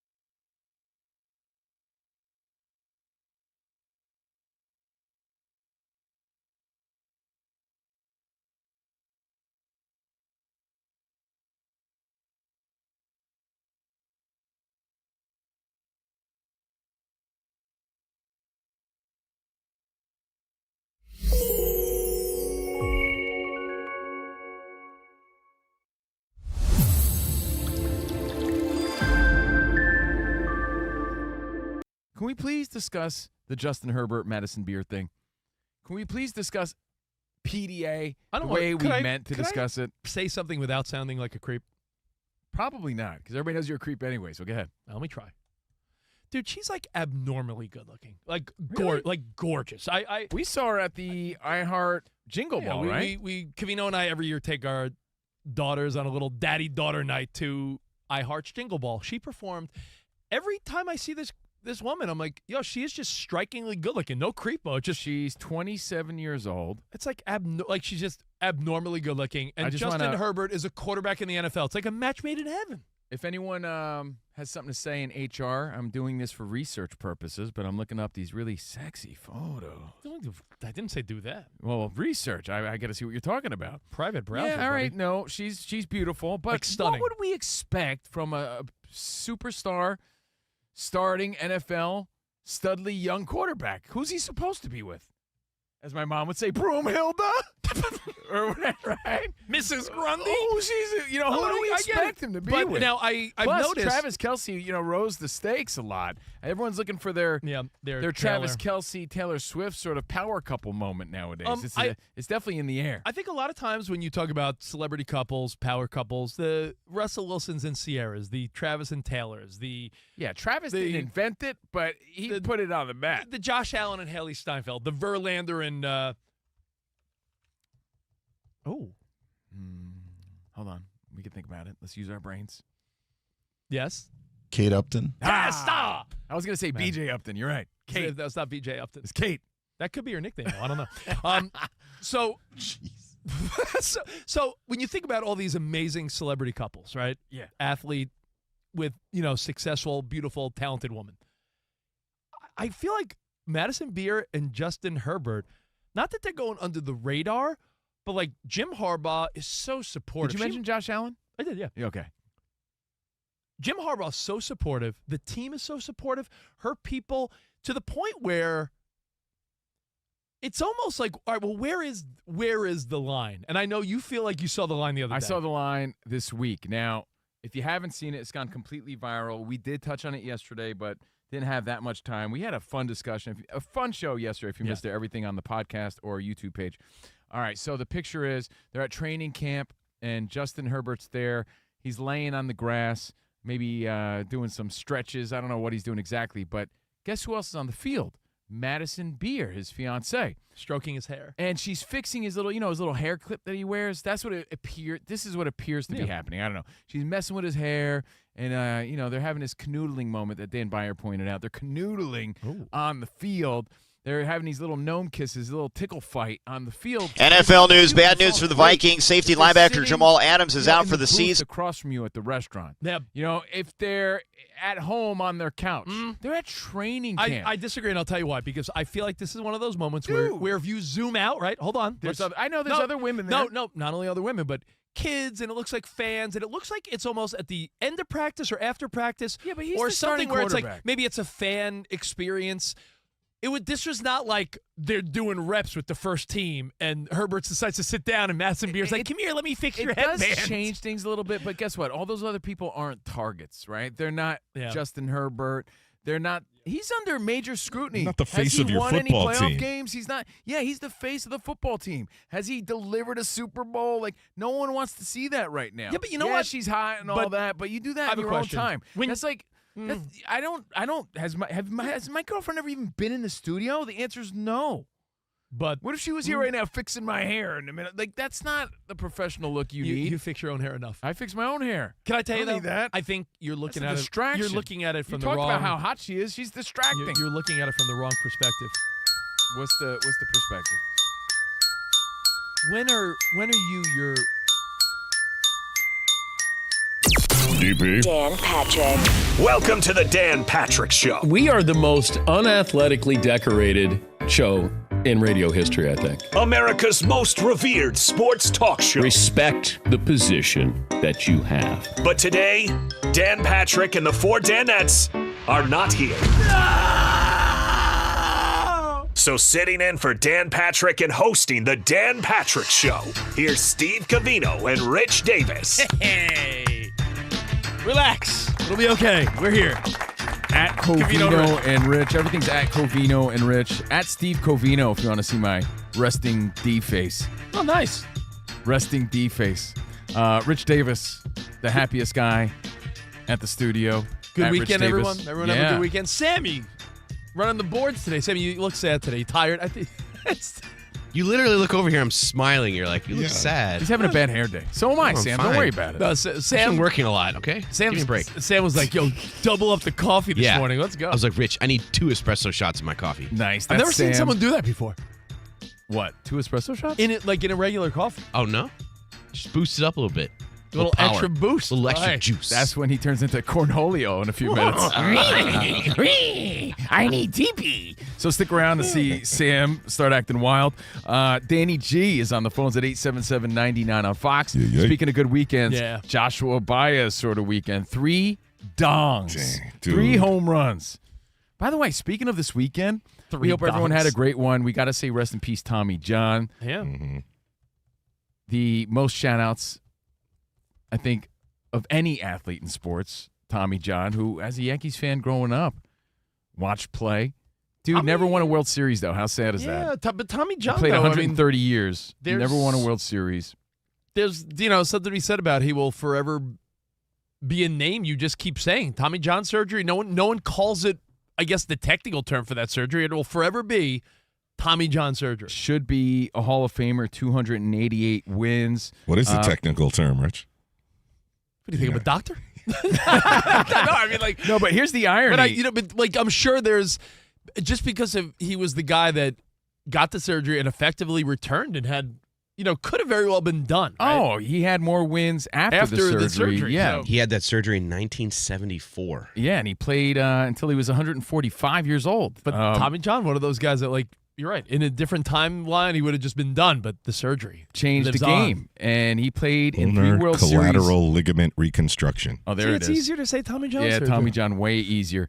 In 77, he was on the Dodgers, lost to the Yankees in the World Series. In 78, he was on the Dodgers, lost to the Yankees. In 81, he was on the Yankees, lost to the Dodgers. Oh, man, he's always on the wrong side. No, he was on the wrong side, dude. It's so weak. Inside out. Yeah, but a legendary career. And, of course, man, the crazy news last night, Hayden Panettiere, 36 years old, she passed away. That's sad. Sorry to hear that. But on the positive, you know what else I watched besides lots of preseason foosball and baseball, Danny G? Just something to throw out there because You like might Rich? go You home. finally watched Hard Knocks? No, I'm on Hard Knocks. Can't wait for the next episode tomorrow. I love it. Dude, I'm buying into the Seahawks. I really am. Stop it. Spin rate, dude. Stop it. 3rd place in the NFC West. The spin rate. Shadow boxing. Darnold spin rate, the shadow boxing, the chemistry. I'm really buying into Seattle. Nope. There's a Travis Barker documentary that, and look, I'm not a Blink 182 fan. I mean, I'm not a fan, but I'm not like a big fan Where of are that. you? Yeah. But man, what a story. What a great documentary. It's on Hulu. Travis Barker's crazy life. And, definitely worth the watch. If you just want to watch something interesting. Well, I'm sure his life is already crazy, but I would imagine he was in a plane crash. Yes. That there's is a wild lot, kid. but there's so much about that you don't know. You're like, geez, Louise. You don't need to be a fan is what I'm saying to enjoy the documentary. That's on Hulu. I watched that over the weekend, and happy to be here in for Dan Patrick. Day 1 of the Dan Patrick hat trick. And coming up, we got Big Poppy baseball trivia. He's got prizes. We got Marvin next, talking 49ers and more of the Danette fame. But right now we continue fall-offs in sports and in life just based on Cal Raleigh. Yeah. Again, that's no shade. I'm getting feedback like, leave Cal Raleigh alone. He's battling injury. We get that. And injury shouldn't really be part of it, but still. Like, It is. It's significant. Well, yeah, man. then why does Rich keep piling on Edwin Diaz? Yeah, how that's a how fall-off. much of this conversation? Ed lost Diaz. Yeah, Stop no, it. No, please stop with your bad joke. Yeah, you bust out those trumpets. Yeah, like how You much should break leeway? out the way he's playing, you should break out a kazoo. Well, how much? Jeez. You're like your own team. You're like your Mets social media team, Rich. You are in no position to be trolling anybody. Do you see what your Mets did over the weekend? Until he starts turning it around. They should. Kazoos. Yeah, no, I'm with you. It makes more sense. You can't have this majestic, entrance and then fizzle like that. A Mets fan making fun of Dodgers. Hey, listen, Kodai Senga is 3 for 3 in saves, and he comes out to Michael Jackson. It's like Rich in the bedroom in the early 2000s. He came with all this promise and then fizzled. Who told you? I heard from other people. All right, so a la Cal Raleigh, no disrespect, but who do you think of when it comes to, man, they fell off? Like maybe at one moment he or she was awesome, and then something happened. There's 2 other stories. It's not all Cal Raleigh. You saw the unflattering photos of Skeens over the weekend, and if you haven't, I don't know, do a few more scrolls because they're everywhere. The poor guy. Pitchers aren't meant to be ripped. That's not going to help them. You need to be a little limber and a little soft, or else if you're playing tight, you can't be throwing heat like that at a consistent level. Yeah. So he's a little on the chubby side. But he's also 9-11 with a 3.8 ERA. He's also with Livy Dunn, so I think he's fine. Yeah, but when you're Paul Skeens and you had a 1.97 ERA lifetime, you're in the ones, and now you're in the threes, and you're 9-11, and I don't know. Then the demeanor starts to add up, right? Even though he's always sort of that way. It doesn't look good. So that's part of the conversation. And, of course, he's great. We know these guys are great. Yeah, We're just saying these are fall-offs. But his velocity has dropped consistently. From so like you 98 to 96, right? I mean, it's like only steady. It's only a couple miles per hour, but in baseball, those miles per hour matter. And I do think that a new team eventually, when his run with the Pirates is over and he goes somewhere else, I think that'll change things. But what about Danny G's boy, Kyle Tucker, getting a lot of criticism? Kyle Tucker's going to misread a fly ball over the weekend. People piling on him. The Dodgers going through some struggles now is why this is being exposed. Because when the Dodgers were the best team in baseball, you could fly under the radar. That's just life, right? You could fly under the radar if everything's great. The minute there's struggles, all of a sudden it's like people start trying to point fingers, right? Of course. Like right now, the only way the Dodgers aren't your World Series favorite is if they have to play in that first round of the playoffs, because that 3 seed, and right now, Danny, you're, I think, like a half a game behind the Bravos. So as of right now, I'm pretty sure the Dodgers would be Is Andy Cohen on the Bravos? Or? Yeah, no. How about Jeff Lewis? Yeah, no, they're not on the Bravos. But right now, I think if you look at the standings, the Brewers and Braves would be your 1 and 2 seed, which means the Dodgers would have to play in that wild card round, and that's where you start looking at, like, what's with Kyle Tucker? What's with Edwin Diaz? Now, if they're the 1 or 2 seed and they're coasting, I don't think anyone talks about it, but Kyle Tucker was a guy that we all thought got too much money, and now it's abundantly clear he got too much money. My older brother, he's a little intense with Dodgers, and he has a Dodger chat he formed with me and other family members. Yeah. This was him yesterday after the loss. Everything sucks at the end of it? Dude, this sucks! This team, listen to this his... guy sucks! Edwin Diaz sucks! By the way, nobody replied to this, but this is what he said yesterday. This team is so out of sorts. Tucker sucks, capital. Bet sucks right now. Freddie's been sucking. No Will Smith. Ohtani off and on. Bullpen sucks. Robert sucks. Everyone sucks. I saw Mookie Betts, with that bad dish. And they blew that double play. That's the thing. Like, we know the Dodgers usually have really great defense, and so things stand out extra when Kyle Tucker, obviously, who's struggled at the plate, but he's also in the outfield dropping balls that are coming right to his glove. So, granted, here's the thing with a lot of this discussion. There's some people that had career years, and they're impossible to match. You could say that about Kyle Raleigh. I didn't expect him to hit 60-plus home runs this season. I thought there's guys like Trent 40. Grisham. Like Trent Grisham had a monster year last year with the Yankees, signed a big deal. Now he's playing like he probably normally would. Like it's hard to match like a magical year, number one. Injuries play a factor. So keep that in mind. But I'm going to throw another name out there in the world of entertainment. How about that? Okay. Actually, you know what? I'll let you start because I know you had a good one. I have a couple. Okay. Not to get political, but when you talk about fall-offs, Rudy Giuliani. That's a good one. Like, it is. Remember, like, there was a point where he was, as we come on up to the 25th anniversary of 9/11. You know what it was? He was America's mayor. I know you're going to say the hair dye. It was the hair dye. It was the Everyone hair dye. lost all. Yeah. And by the way, I hope that never happens to me. Every night before I go to bed, I pray. One day, And I always end it, and I was like, please never let that Giuliani thing ever happen to if me. I dye my hair, please do not allow. I don't need dark brown, black just for men dripping down my face in the middle of the show. I thought of another one. I thought of a food. What happened? I don't know, Danny, was it popular here, but I sure as hell know on the East Coast where a lot of our affiliates are. Do you remember maybe like in the last 20 years, frozen yogurt, Pinkberry? Oh, fell off. Of course. They opened the Pinkberry on every corner. Dude. And all of a sudden I'm like, is there one left? I don't know if it's still There is there, one. but there was Studio one. City. There was one in downtown Burbank when I lived there. There's one here. Yeah, But Rich and- is right. But that sour People frozen would yogurt? drive a half hour out of their way to go to that last one. You know what that standing. reminds me of? Here in Quiznos? LA. Quiznos? No. When Rich and I were working in Manhattan, there was one point where Ranch One chicken was everywhere. Now, what does that And even now, mean? it's non-existent. But it was everywhere at one point. All right, I'm gonna go back to baseball real quick. Yeah. Because I believe he just announced his retirement. Danny G, can we check that? I'm certain he did. Last week, Tim Anderson. This dude went from being an elite player in Field MLB. of Dreams glory. Field of Dreams glory. You were there, Sam, I right? was there. The walk-off home run. Against the Yankees, right? It was And then that he first gets one, popped in the face, and I think that's where it all goes He lost downhill. his mojo. Yeah, I think he lost his mojo when he got in that tussle.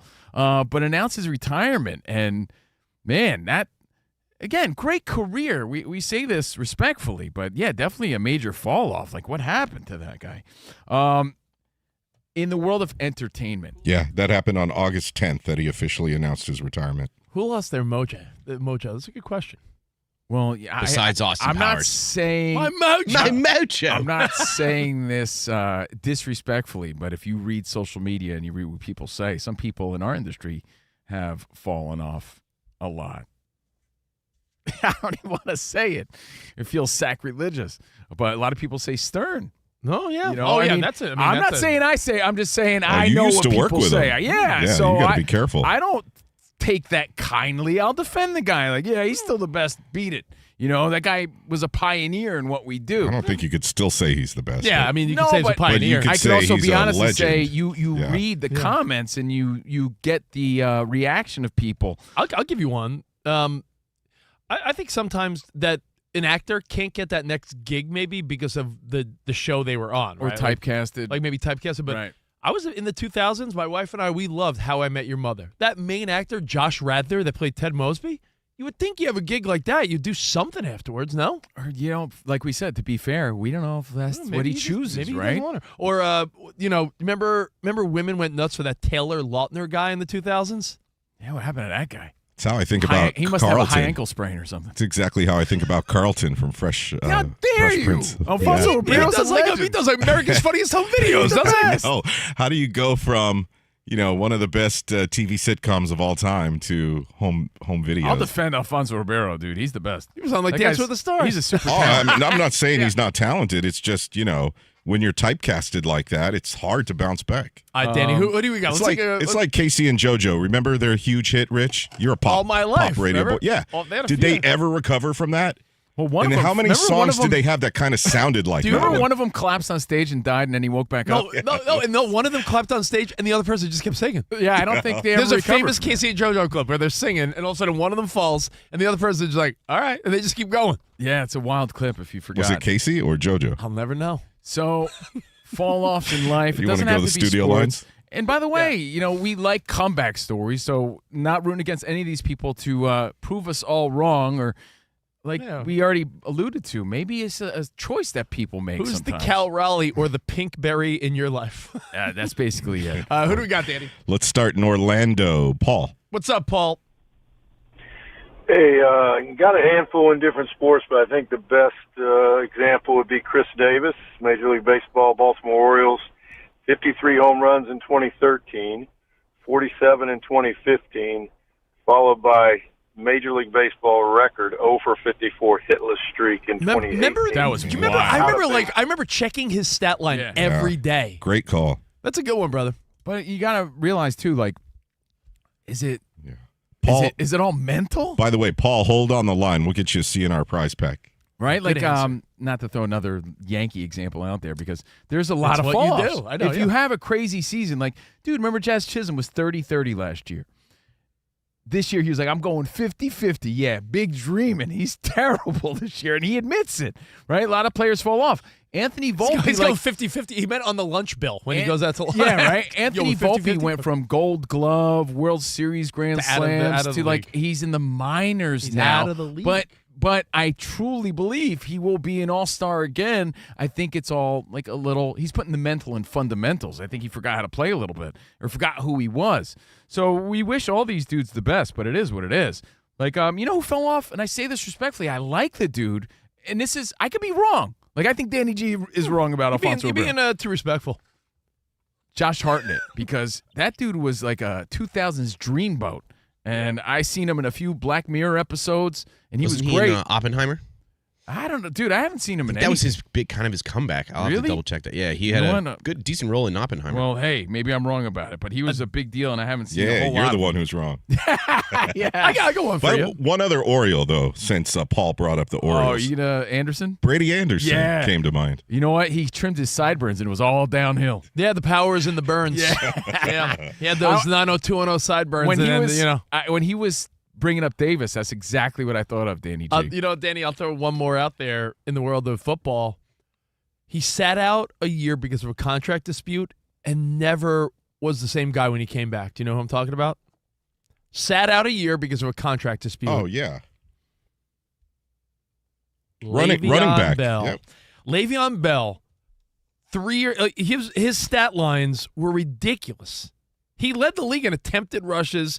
He had almost 1,300 yards. The guy was a touchdown machine. Isn't he a fighter now? I was going to say, he's fighting all these ridiculous And- fights. I and think he he- fought Ray J. Do you remember he sat out? He That's came when back. you know. You know, No, honestly, he came that's back. when you know, like, Yeah. things aren't good. When you're fighting Ray J, things may have gone bad. But no, he came back, played for the Jets, and just floated around the league for a little while and was like, what happened to Le'Veon Bell? And you're right, now he's fighting. He actually could fight, Yeah. but, you know, He that's started now going he's fighting. bowling. Now he's fighting Jose Canseco. yeah. He started going bowling instead of like going to practice. Remember that story? Yes. Or something like that? Or he skipped out to go bowling. All right, you know what? Well, we got a ton of phone Yeah. calls. Let's take one more now, and then we'll welcome Yep. Marvin, one of your favorite Danettes, of course, from the Dan Patrick Show. Going to be hanging. What's up, Danny? Who do All we have? right, Kenny in Los Angeles. Kenny. What's up, man? Good morning, fellas. What up, bud? Morning. All right, so we're going to go back to 2019. Cody Bellinger, he's the NL MVP. Yeah. He hits 305 with a 103.5 OPS. We got the 2020 COVID year. Come 2021, he hasn't played quite a full season, about 95 games.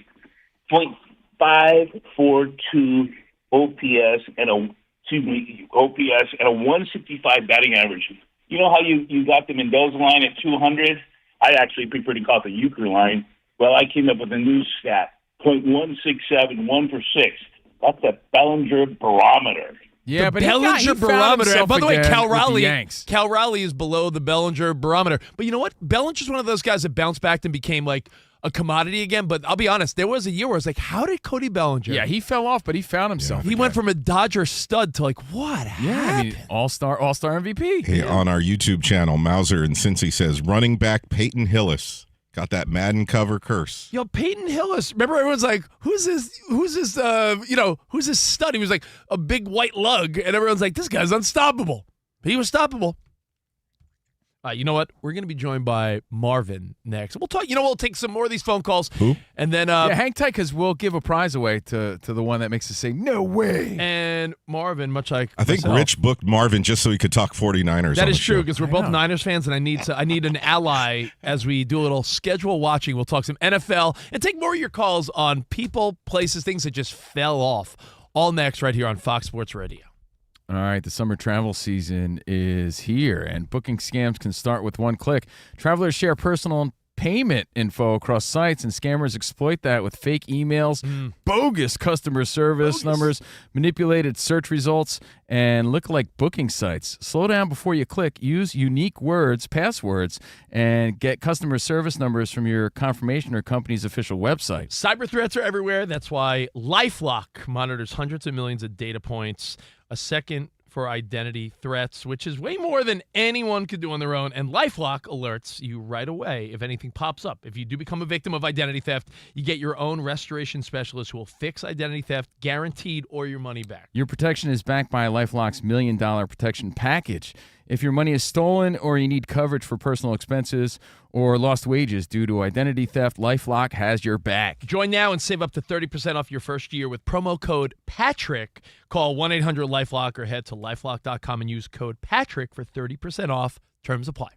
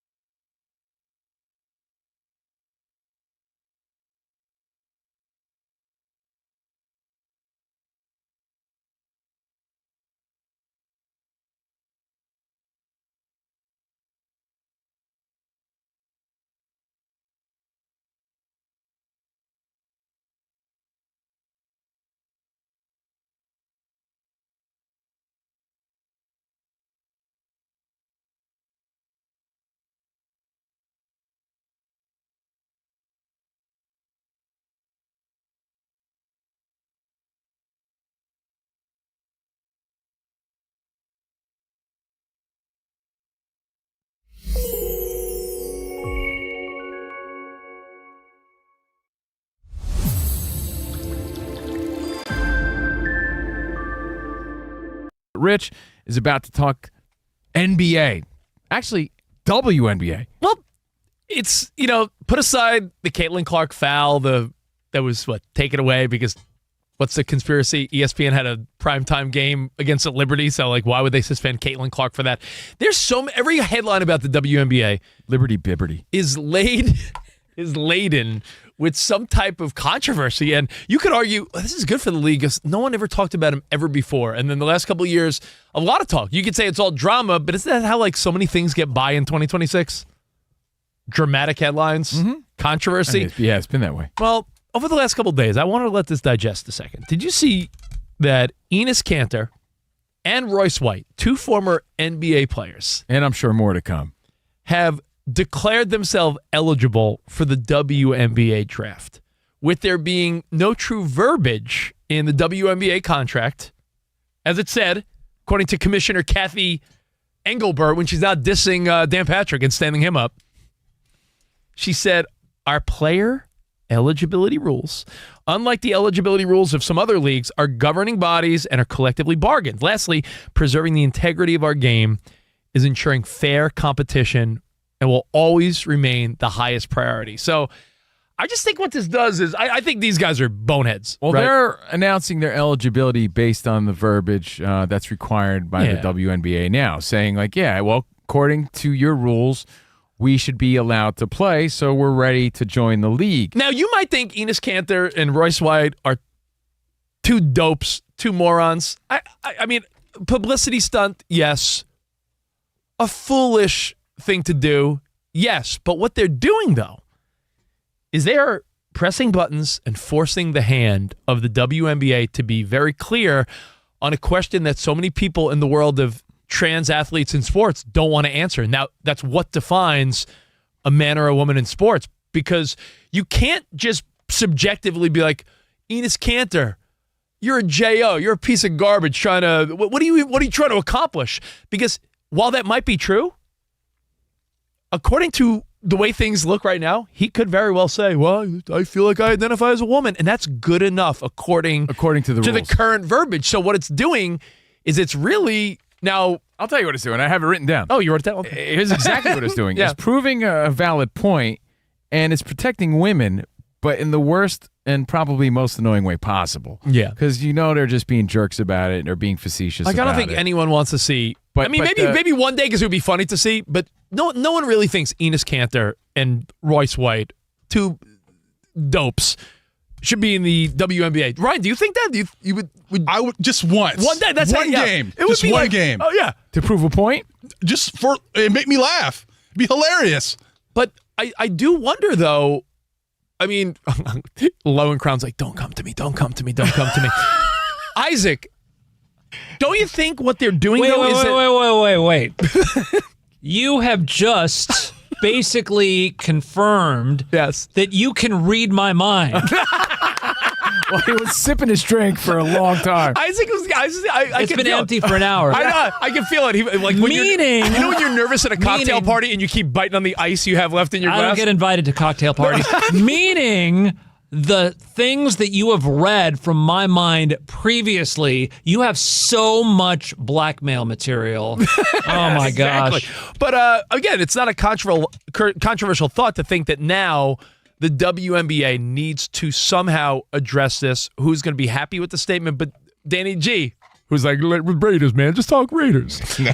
Would you? I'm glad. Actually, You read his mind too. Because I thought you were going to go with the white privilege story over the weekend. That to me is just ridiculous, and I don't think. I think that's crazy in itself as well. But It's ridiculous because Rich, his whole life is white privilege. Stop. That's why. It's true. How do you think he got this job?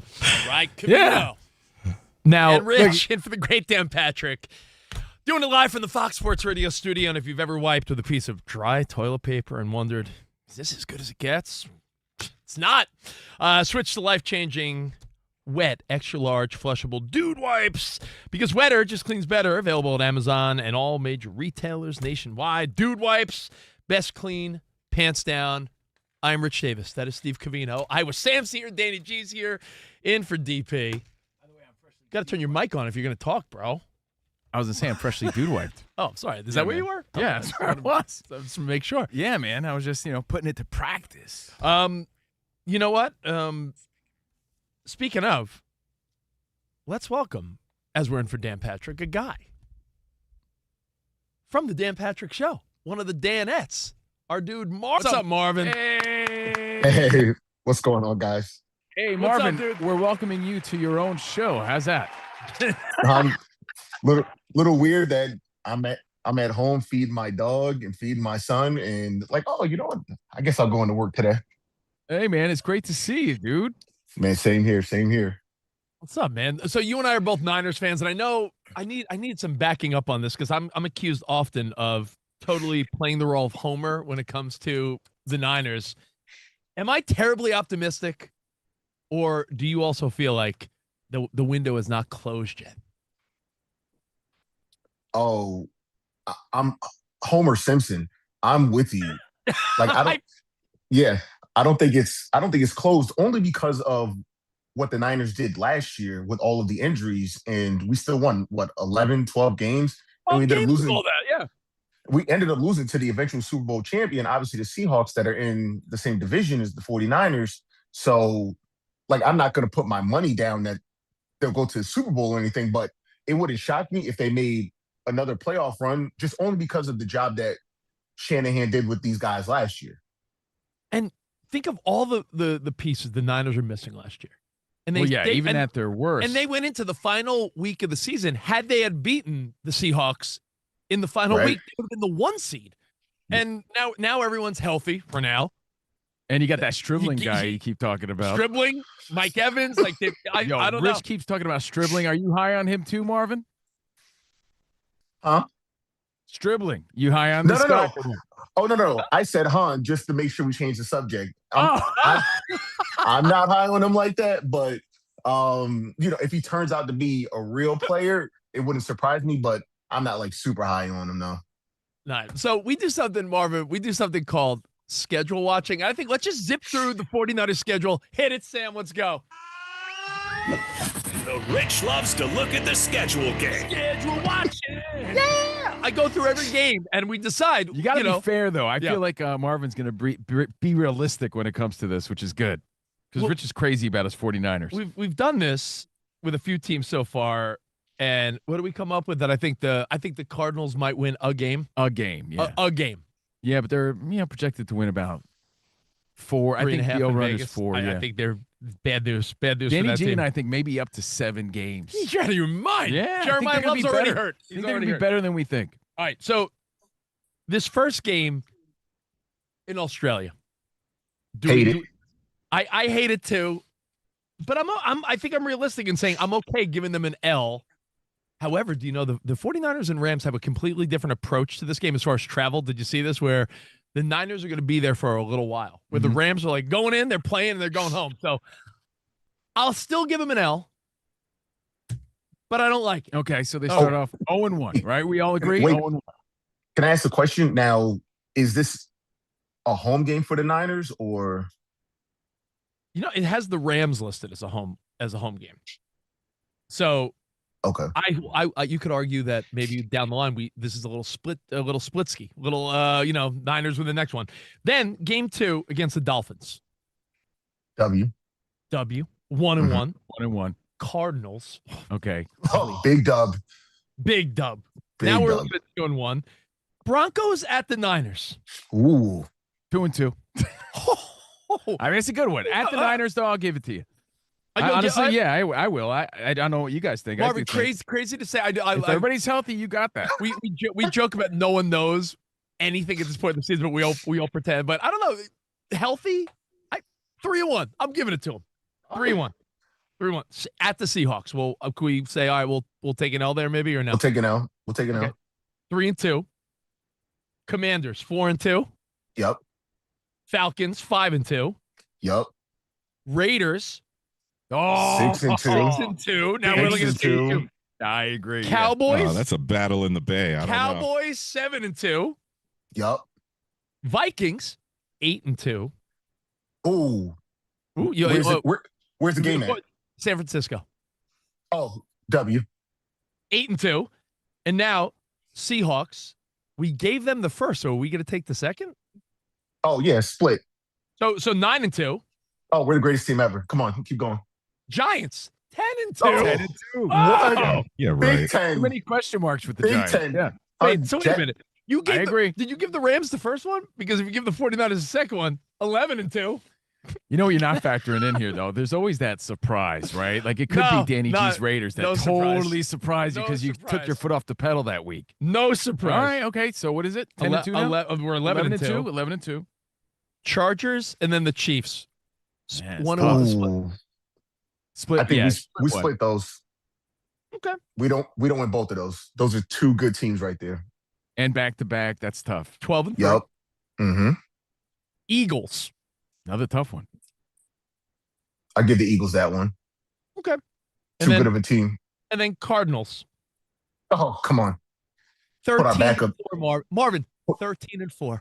13-4. Big dreaming or realistic? Big dream. Come on. Yeah. You forgot. Yeah, Rich, you totally forgot injuries and No, this will not apply. Again, maybe a surprise win for somebody else. But they're going to be decent. The schedule gets tougher, though, as the season goes on. You got to start off strong here to really lock it in.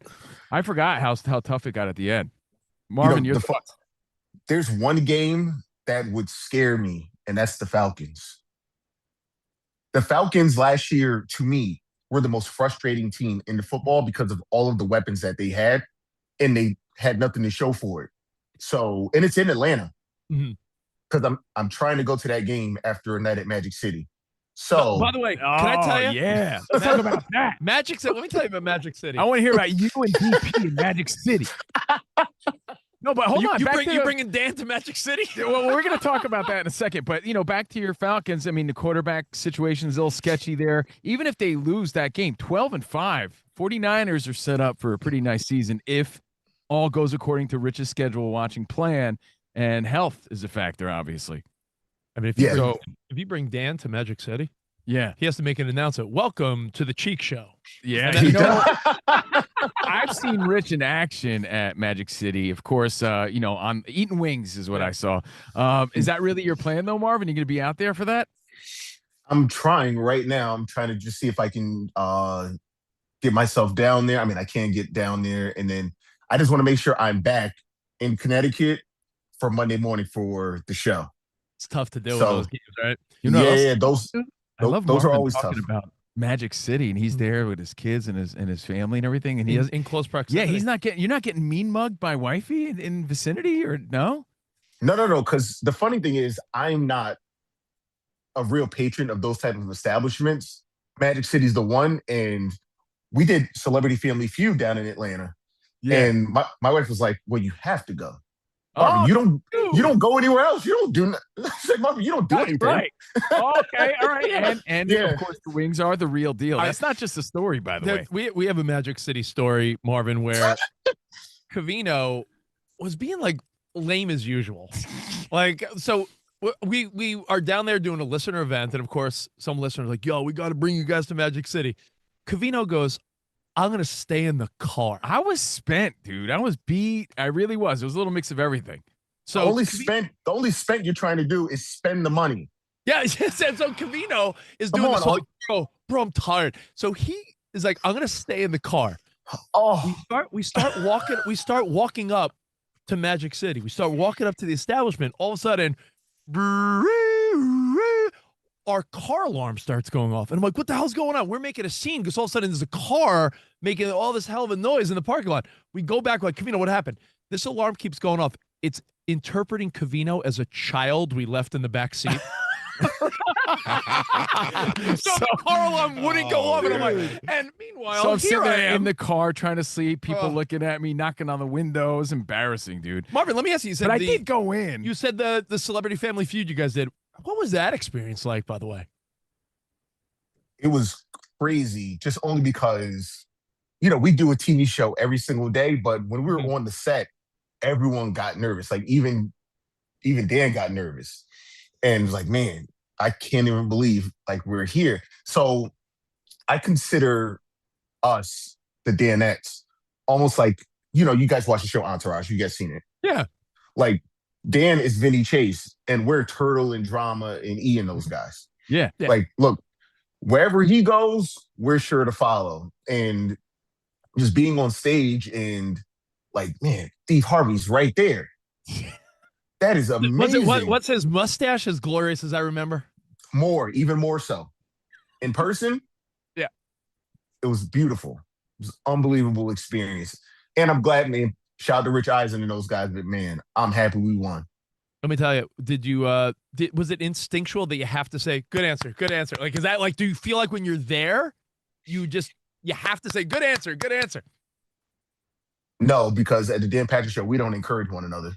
Good answer. Yeah, good answer.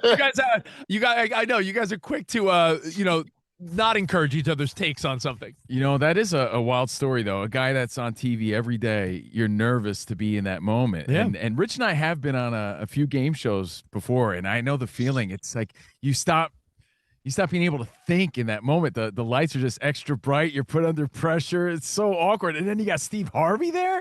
That's got to be wild, dude. That's got to be nerve-wracking. Hey, we wanted to ask you this, since we got Marvin here from the Dan Patrick Show and the Danettes, not only on the Dan Patrick Show. On the Dan Patrick Show. This is kind of wild. What's your day-to-day when it comes to like your prep and things like that? What's that like? Do you guys have like a text chain? How do you guys communicate? Like, are you guys all meeting at the man cave? Like, what's your day-to-day like with the boys?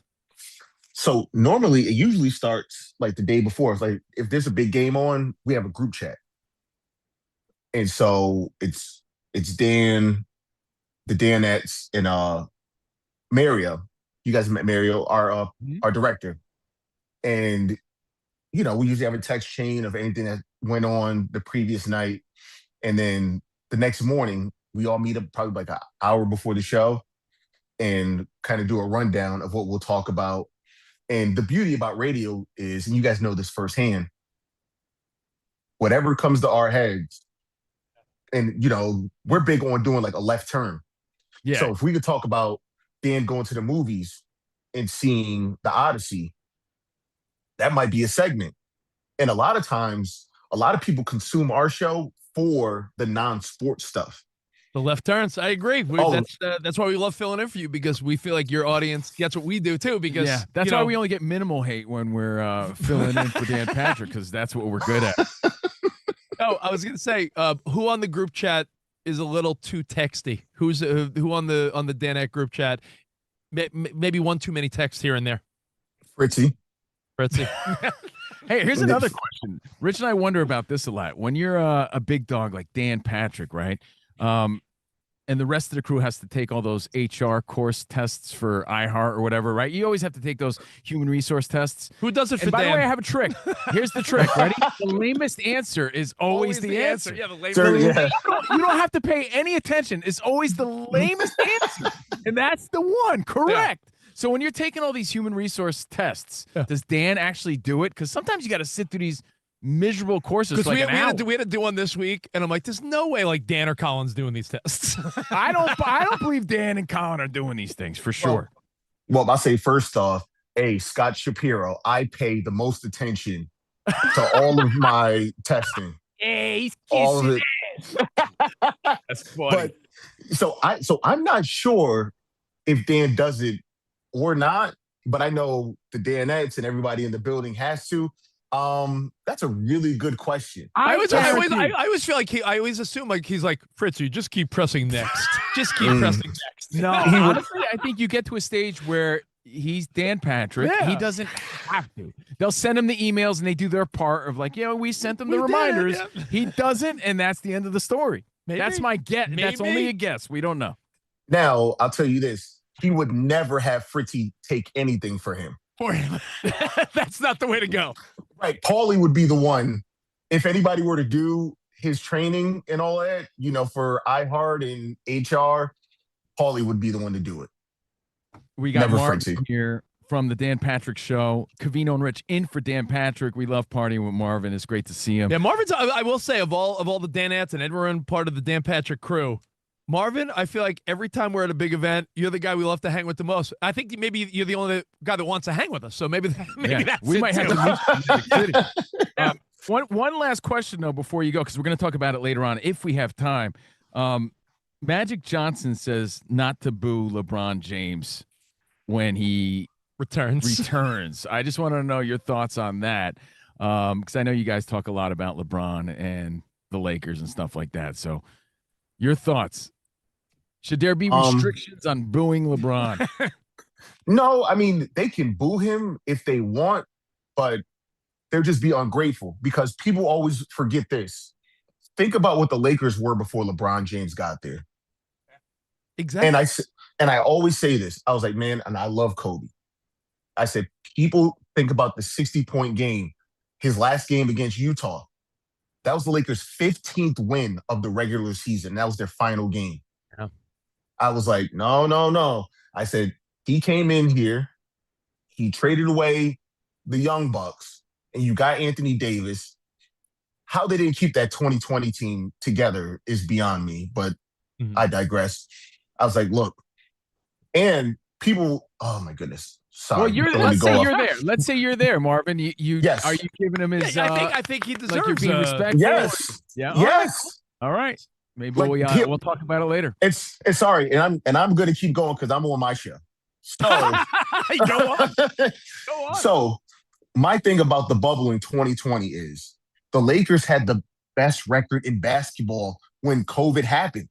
People forget So let's not act like they were the 8th seed, and then it's like, oh, we've had 4 months off, and now we're in the bubble, and now all of a sudden, we go on this run. No. They were already really good, and they were already really loaded, and they were poised to win. And on top of this, the Clippers that season, my big issue with the Clippers was they were trying to win Los Angeles. The Lakers were trying to win the NBA title. Agree. With the whole LA our way. Man, win the NBA title. What do you mean win LA? I'm with you. I always give that bubble championship maybe even a little more credit where Same. people don't want to give it credit. Exactly. I agree. All right, well, Like, what home court advantage did they have? Yeah. Danny said we have a hard out, so we got to go. Marvin, you know this. You're the guy. Yes. Thank you, buddy. Hey, Marvin, we love you. Thanks for giving us time, man. Yes, thank you guys. On his show, the Dan On his show. Thank you very much. More Bye, Covino guys. and Rich next. Filling in for Dan Patrick right here on Fox Sports Radio.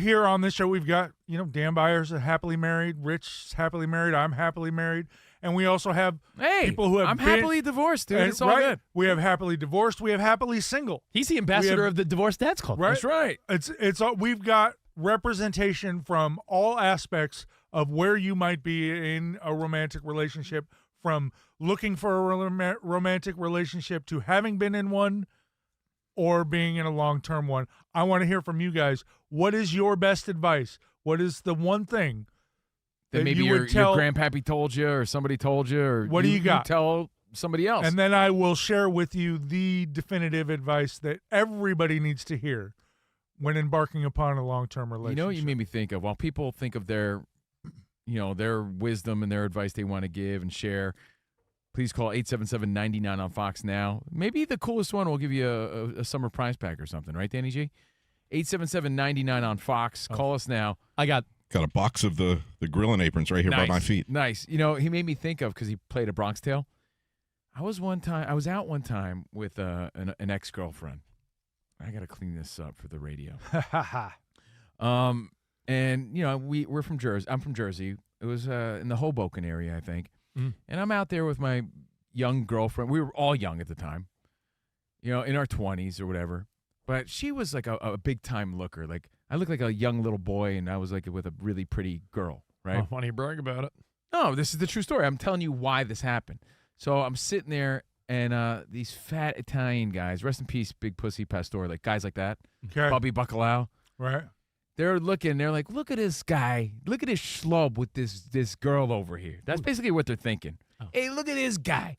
What is he, the waiter or something? What's he doing with her? Truth be told, I've thought that about you with most girls you've been with. So they go, hey, you. And I go, me? He's like, yeah, get over here. And I'm like a young guy. I'm not going to say no. They pull me into the table because everyone thinks they're gangster Sopranos guys in Jersey. A guy pulls me by the cheek, and he goes, hey, sit down. And he pinches this fat Italian guy. Pinches my cheek, like something out of a mob movie, for real. And he's like, hey, is that your girl over there? I'm like, yeah, it is. I'm like, hey, you with a girl like that? I'm like, yeah. And he goes, you know how you keep her? Oh, how are you going to clean this up? Yeah, I know this story. He pinches my cheek real hard, and then he takes his meat hooks and puts them behind my neck and pulls me in real close. And he says something about, you got to learn how to please her in the bedroom. Something like that. Something like that. Yeah, you got to learn how to. And safe to say, we ended up breaking up. Red light special. But true story. And he said something very specific, but I'll never forget it. And I was like, man, gross. It's a TLC song, Covino. Yes. Red light special. More information than I needed from a random guy. Oh, dude, I'll never forget it. Have a good night, fellas. Yeah. Okay, I will take that to heart. Yeah, it Thank didn't you very work. much. That guy over there was Seabass. Maybe you just weren't doing it right. I never came through. Maybe you just weren't doing it right. But Your best True advice, and all these are Mike, I'm specializing in relationship advice. Okay, what do you got? I got 5 of them. Oh, jeez. I mean, this is. I only asked for one. Rich is a relationship expert. No, you don't get Go this. ahead. It says it on his business card. I probably Rich, know. as usual, hijacking my segment. Mike, I know significantly more about dating than sports. Honestly, I'm very well capable of doing like a relationship show. This is your podcast. Then again, you haven't been single in a long ass time. I don't but know. you know how to keep a relationship So maybe together. pick your one or two best ones. I don't know the world of app dating and all that now, but nothing dynamics between men and women and gay couples and anything, it's still the same. Like nothing changes. Right. Just different paths, right? These are quickies, Mike, so I can give you all 5. Okay, go. I think early on in a relationship, you need to go to a comedy club with someone. Okay. You need to see what she laughs at, because if she doesn't laugh at sophomoric jokes or any type of naughty jokes, you might be. If the comedian tells a naughty joke and she's like, ew, maybe she's not for you. Then you might immediately be like, then we're not. If those type of jokes make her go, then not for me. Well, what if they make you go, too? Nothing. Yeah, then you guys are on the same page. Maybe not for Rich, but maybe for somebody else, right? Rule number 2. Things that make you go, Rule number 2. Things that make you go, You got to that this football better season. than things that make you go, You got to take a girl. Gross, Mike. Don't ever do that again. Mike, we're cleaning everything up. Don't ever do that again. I think we should dump that, actually. I think you have to take a girl to teppanyaki, hibachi. And when the hibachi chef goes around and he tries to see if someone wants to. We are Covino and Rich, Steve Covino and Rich Davis, with super producer Danny G and Iowa Sam. Happy to have our crew here and happy to have Marvin on the show. Yeah, that was nice to see Marvin. It's great to see Marvin. He's great. Shout out to all the Danettes and all the Dan Patrick listeners. In for Dan Patrick, day one of the Dan Patrick Hat-Trick, live from the Fox Sports Radio studios. Remember, after the DP show, after the show, our podcast goes up. So search Covino and Rich, Covino. And, of course, you could chime in live and watch the show. Watch it live now or watch it later on YouTube at Covino and Rich FSR. Again, if you follow the podcast, appreciate it. 5 stars, follow, rate, and review. We appreciate that. And Danny G might email you and send you a prize, so leave a nice comment even if you hate us, all right? So, again, I'm Covino. That is Rich Davis. And to back up one thing Marvin said, I don't know if we're going to have time to talk about it later, but Magic Johnson says, don't boo LeBron when he comes back. Marvin was talking about how the bubble was difficult and don't take it away. Remember where they were. Yeah. We always say that. I do want to say that. Like, if life was hard for everybody, and it was, right? That was misery. Les Miserables. Yeah. It was. What makes people think it was it's pure easy, LeBron hate? yeah. What makes you think it was easier in the bubble and that championship was easier? They were good leading up to that, dominant leading up to that. I thought that was a more difficult challenge and championship, yet people say the opposite. If anything, that you could just argue different, but equally as hard as any other year. Equally as hard or harder, in my opinion. But like, think of those circumstances. No one has an advantage in that type of. No, exactly. Scenario, so. They're all playing under the same conditions. But there's no advantage. Look at it this way. Anytime a big star for a team comes back that following year, that's just people. They usually hating on get LeBron. a video screen, like a tribute, and all these, the fans all give him a standing O. Like, I'm a Mets fan. They give Brandon Nimmo and like Jeff McNeil montages. Everyone's like, thanks for your time here. And they did nothing. So you tell me LeBron James is going to come back to L.A. on Christmas Day and no one's going to do anything? No, I think the fans are going to respect the fact, that he had a huge impact on the team. But like, think about any some of the NBA people. fan, Laker fan with just an average basketball IQ is going to stand up and clap. Yeah, but people like to do the opposite of what they're told to. Yeah. So when Magic Johnson is telling fans not to boo, I think the instinct is to, well, now I'm gonna. Well, boo. yeah, maybe because Magic tweeted it. I'm not booing. Yeah. I wasn't gonna, but now I am. There's that mentality too. So don't tell me what to do. That is a story. Magic Johnson says, "Don't boo LeBron when he returns." I'm reading all our feedback. A lot of nice feedback today. Before Marvin was on and before we talked some Niners and NFL, we were talking about players and people and musicians, actors. Fall-offs, people that just fell off a la, I hate to say it, Cal Raleigh, who, last year, 60 home runs. Everyone's saying he should be MVP over Aaron Judge. And now the guy's batting 150 with 13 home runs. It's all right. Everybody loves comeback stories. Yeah, maybe next year. Scott hit us up, Scott Bethune, and he said, it sounds silly, but he goes, remember like people used to make a big deal about Shark Week? What happened to Shark Week? We're talking about things that people used to make a big deal about. He's like, Shark Week. I thought that was a good answer only because that was highly promoted. And then I think we're finally like, yeah, we get it. Had a fall off? People aren't into sharks anymore? My favorite answer, though, was Pinkberry frozen yogurt. That's a good one. Yeah, that's definitely a good one. Another one, smash burgers. You guys used to talk about those on the show all the time. And they're still big. I haven't heard you guys talk about them in like over a year. Yeah. I made smash burgers last week. Man, maybe it didn't make an impact on Dan. Well, by the way, still delicious. Thanks again to Marvin. And we have a few big guests lined up the next few days. I don't want to overpromise, but something to look forward to. Hall of Famer Drew Brees tomorrow. All right, you said it. That's one. So, hey, we'll talk to him mañana. But thank you guys for hanging out with us. We got more Covino and Rich in for DP next, right here, Fox Sports Radio.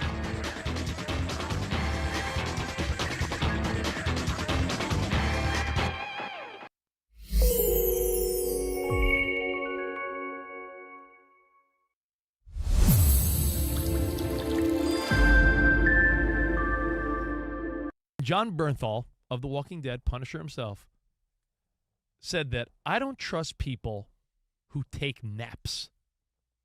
He's like, you're an adult. Who takes naps? If you take a nap, I don't trust you in business. I don't trust you in life. You're a grown up. What are you taking a nap for? You a kindergarten kid? I don't trust you. And it just got us talking before the show. Science doesn't back him up, though.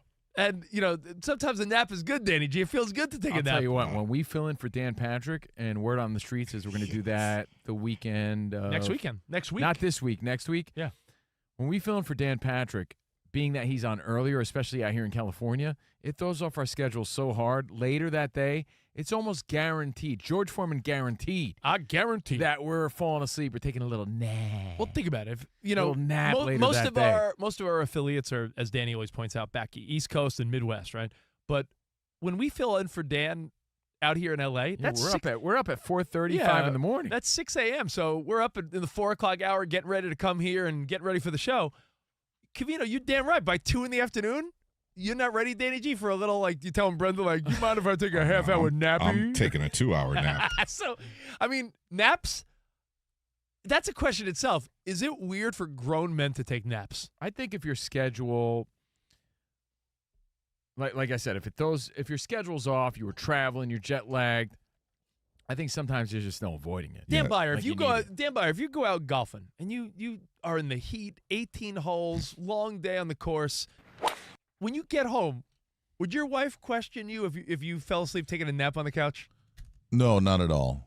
I think there's a difference between planned naps and one where you just kind of doze off. As our parents would say, you conked out. You're absolutely right. If you're an adult and you have to revolve your day around your nap time, like you're in kindergarten, I think that's weird. Well, if you're so exhausted, like Danny and Danny G, you both have little guys. They're exhausting. You might just conk out watching something boring on TV. I think little kid napping and adult napping are two different things. Little kids need to nap not because they have so much energy, but their mood will sour closer to bedtime if they don't nap. And adults nap because we're lacking energy. Your body's telling you, right? Yeah, this article says sleep scientists are not on his side. They consistently find naps improve mood, memory, and productivity. You know what's wild about that, Danny G? It's in reality, to back up what you're saying there, most of the time, even if it's 15, 20 minutes, you wake up feeling totally different. Wow, that's all I needed, I guess. It's like turning your iPhone on and off. Yeah, and the longer you end up sleeping, the more tired you feel, right? So sometimes you just need that little nap. But John Bernthal makes a funny point. What kind of adult needs their little nap time? I don't trust adults that nap. Said that in a bit. It was hilarious. It's Sebastian Maniscalco. He's like, when we grew up in my household, when you were up, you were up. There was no such thing as a nap. Let me tell you, we talked about conspiracy theories earlier in the show. Do we know who invented the 8-hour workday? It was Thomas Edison. Not Thomas Edison. Henry Ford. I was going to say Gerald Ford, not him either. It was Ford who decided to make the factory workday 9 to 5. Not Dolly Parton. She didn't come out with that. It was 9 to 5, and Ford just said, let's do that. No, Thomas Edison sang the song, right? Yeah. No, wait, Dolly Parton sang the song. No. Anyway. Now you confuse me. Yeah. No, it was Thomas Edison, Gerald Ford, and Babe Ruth. Oh, okay, all together. They starred in 9 to 5. No, but it was you're confusing me, man. No, it was Henry Ford who said that. And if you look it up, the idea of someone saying you need an 8-hour night of sleep, that's also a myth. It could range from 6 to 7 for some people, 9 for others. So the 8-hour, you need 8 hours of sleep, that's also a myth. Maybe Bernthal has outstanding stamina. He only needs to sleep 6 hours a night, and he doesn't need to nap. Doesn't believe in it. Well, Bernthal, yeah, he's wound pretty tight. He seems like he's got a lot of energy. Yeah, it says his comment is a reflection of his own high energy approach to work and life. A lot of aggressive energy, that dude. Yeah. He's intense. He's got a scowl. But based on Bernthal's viral clip that's gone viral again, are there other things that people do that make you not trust them? Ooh. Weak handshakes. That's a good one. A weak handshake? I don't trust you. I don't trust that guy. Where it feels like they're tickling your hand. What are you doing? I got to be honest. Rich is guilty of one of them because we were talking about it before the show started.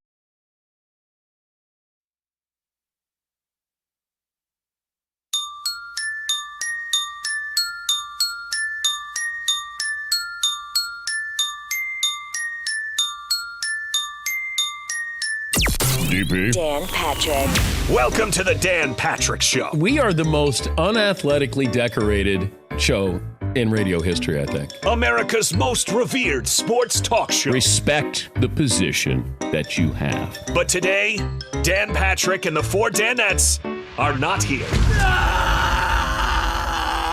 So sitting in for Dan Patrick and hosting the Dan Patrick Show, here's Steve Covino and Rich Davis. Yeah, that's always encouraging. People's reaction when they hear us. That's so deflating, but I get it. Hey. Covino and Rich on Fox Sports Radio. Now, if you dig our show even a little bit, we're on Monday through Friday, 5 to 7 on the East. So we're on nationally Monday through Friday, 2 to 4 on the West. Shout out to everyone on the iHeartRadio app, all the affiliates. It's always a pleasure to be here. This is day one of the Dan Patrick hat trick. So that means today, Tuesday, and Wednesday. And we have a few guests lined up. So far, we're going to say Drew Brees mañana. Hall of Famer Drew Brees. I got to ask him about that statue, the derpy statue. The very funny Frank Caliendo tomorrow as well. So, is that official? Frank too, yeah. All right, cool. Well, later today, speaking of, Big Broke Poppy will be here. Big Poppy has baseball trivia. Talk about heavy hitters. Yeah, oh yeah, the big guy will be here. That's my dog, bro. And he's got baseball trivia, as he calls it, and prizes to give away. We'll tell you when to call. Iowa Sam is on the Glockenspiel. DP always leaves it for us. We appreciate that. The xylophone, whatever you want to call it. Danny G's on the phones, 877-99 on Fox. And we're Covino and Rich at Covino and Rich, all right, well, streaming live. We got some a really weird, I think it's a funny baseball hypothetical. And we will talk about something that was done over the weekend in baseball that, like you said, every time you think you've seen it all, there's something else. And Joshua Baez did something remarkable. But I just want to ask a question because, I'm starting to see where you get to the age, you start hitting your 40s and you have friends that have kids that are going to college. It's a weird feeling, dude. It's like, you feel like all your friends have little kids and, some of your friends that had kids when they were in their 20s, like, yeah, my kid's a freshman now. And you're like, what? I mean, we're all at different stages. I have a buddy who's a grandpa already. I'm like, what, dude? I'm thinking about having more kids, maybe. That meme is so true. It's like when you're in your 40s, you have some friends that could be grandpas and some that are still having their own kids. Some are dating 25-year-olds. Some are, thinking about retirement. Have you noticed, like, are college dorms not the cinder block cement walls they once were? They're not? I just feel like I'm seeing pictures. I'm like, where are these kids living? Like in like nicer places that we did. Sam, when you were in college, did your dorm room not have like didn't it feel like a jail cell in a way? Yeah, extra long twin, right? I lived in a place called Quadrangle on the University of Iowa campus, and it's since been demolished because it was so old. And they built something newer on top of it. I just feel like the template of college dorm rooms around the country, whether it be Iowa, I went to Syracuse. Covino's a Montclair State guy. Montclair State, bro, the real MSU. But Red Hawks. But I just feel like back then it was like almost funny that like the dorm rooms they look like they have cinder block. You're right. I lived in a dorm prison. If that's what it felt like. The walls were cinder blocks painted. Mm-hmm. Now I just feel like these places that kids are living in college. I'm seeing my friends like moved in my son, moved in my daughter. They look like nice apartments. And a lot of us were very minimal, right? Like. You didn't go all out the way kids go all out. You know what it is? They have, what do they call it? What Rob Parker has, like boneless couches. They just order them on Amazon. No, they have those full-on couches, like boneless couches, I think they're called. They have full-on setups where we were lucky to have a dilapidated TV. I even feel like if you have a daughter, like young women like set up a dorm room so different now. Like it's like something you see of like a Etsy or something. I mean, the most Rich had was a Tim Tuffle poster in his room. Now I had a weak ass. I used to put highlighters in alcohol bottles, and they would like. Yeah, I used to get the ladies light. hot. The black light would make them especially look if we put the stars up on your ceiling. Oh yeah, that meant it was go time. Hey, good luck. That's how you brought the romance. Good luck to any young kids starting college, and if you are sending your kids to college, wow, must be wild. All right. I got 2 years left before your daughter. Yeah. It's a weird feeling for sure. So yeah, good luck with your school year. Kids are back to school already, Thornton Mellon style here in Los Angeles. East Coast got it right. Well, after Labor Day. After Labor Day, too soon. All right, so let's talk about baseball this weekend. You already mentioned it, Joshua Baez. Coolest thing ever. First pitch he sees in the big leagues. His teammates in the minors are watching. That clip has gone viral. They're watching their buddy that's really step cool. up, like yo, we know this dude. He's in the show. No, actually, he's English. Are you in the show? No, actually, I'm English. He had just been in that locker room with them. Right, and he hits a home run. That gives hope and inspiration for everybody. Like, they go wild. Everybody goes wild. The first pitch he sees, his family goes nuts. But, I mean, listen, some prospects get the call up because they're projected to be a big star. Some get the call up because there's a need is, they're fulfilling a need the team has, injuries or something. So, I mean, can we all agree that when you get an opportunity, you don't know how long it's going to be? Some guys get the call up. No, but he had that big league aura, as they say. He stepped up there and looked the part. When I tell you, he smiled at that home run, swinging at that first pitch, like he's looking fastball all the way, probably, right? Bomb. You get that out the way, but there's a part of me that's like, what he did in 3 at-bats in a row is so remarkable that, like, it's never been done. No, but I almost feel like now it's gonna, like, it was almost too much on day one to the point where I feel bad for the kid. Like, it's all downhill. It's all downhill. It's like when your here. favorite team scores 15 runs, and then the next day they score 1, and you're like, no, you should have spread it out. Yeah, like, I mean, I hope this guy... He did spread it out all over the field. That's the other cool thing. He hit a home run in every part of the field. I hope he continues to dominate and has a fun season. But I'm like, man, imagine the confidence you must have knowing that this guy could play. Let's just say he plays 15 years in the bigs, has an illustrious career. There's a very good chance he'll never hit 3 home runs in a game. He may have done on day one. It's your greatest day ever. What he'll never do again. It would be like, I mean, really, the equivalent would be like a pitcher. So, I mean, I bet you pitching a shutout or maybe even a no-hitter would be what's the equivalent to in your first game hitting 3 home runs in your first 3 at-bats? Like, that's something you're never going to do. Dude, you don't even do that in wiffle ball, right? Like, you did that in the big leagues. All that pressure in front of your family, and wow, what a day. And by the way, take kids out of it, right? You mentioned your kids and back to school. That has to be his best day ever. Do you know your best day ever? Think about that for a second.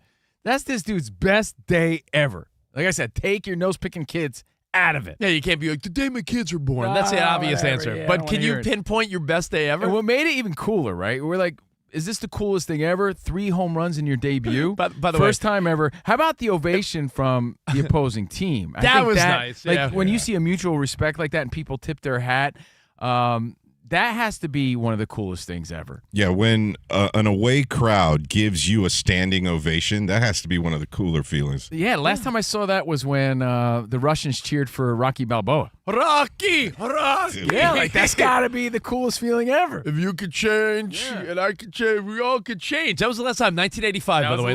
We haven't seen that since 85. Last time. It's been 40-plus years since. And that was in Russia. Yeah, that was on Christmas Day. Yeah, Christmas Day.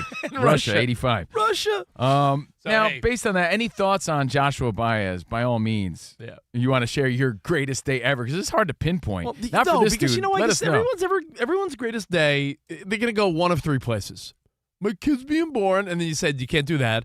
Then they're going to go some dirty route, like I was in college and there's one night there were these multiple girls. Like, it's going to go there, or it's going to go like I won money. It's going to go one of 3 directions: money or booty. That's it. Money, booty, or your kids are born. I don't think there's another cat. What would your other best day be? A really nice day, guys.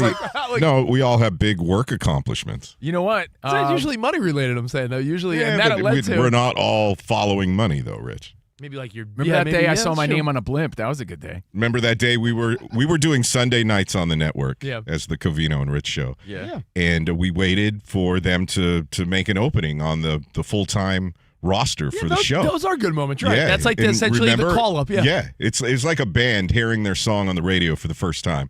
Because when we got that call up to the full-time roster on Fox Sports Radio, we were running around like our song was on the radio. You know what? I'll put that in perspective. There's only so many openings at this level of the game, Danny, right? So to land one of them. That's a great point. Honestly, professionally, no matter what you do for a living, I'm sure there's a few moments, because for Joshua Baez, that's his profession, right? So professionally, that would be equivalent to after our run at SiriusXM and doing some TV stuff at ESPN and all the things we did when Fox Sports was like, hey, I remember we had a lunch and they said, hey, we're rearranging the schedule. we need you guys full time.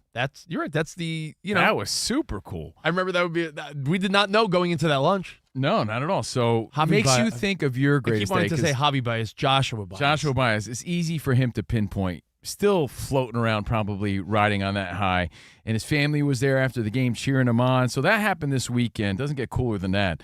But based on baseball, it's like a two-part thing because Rich brought this up recently, personally, and I saw a viral clip. You know why? Because your phone's listening. That's why. It's not coincidence. It's listening, son. So Rich was talking about this because it recently happened to him. But then I saw like a viral TikTok clip of two dudes debating how they feel about it. So we're like, you know what? Let's bring this up today on Dan Patrick.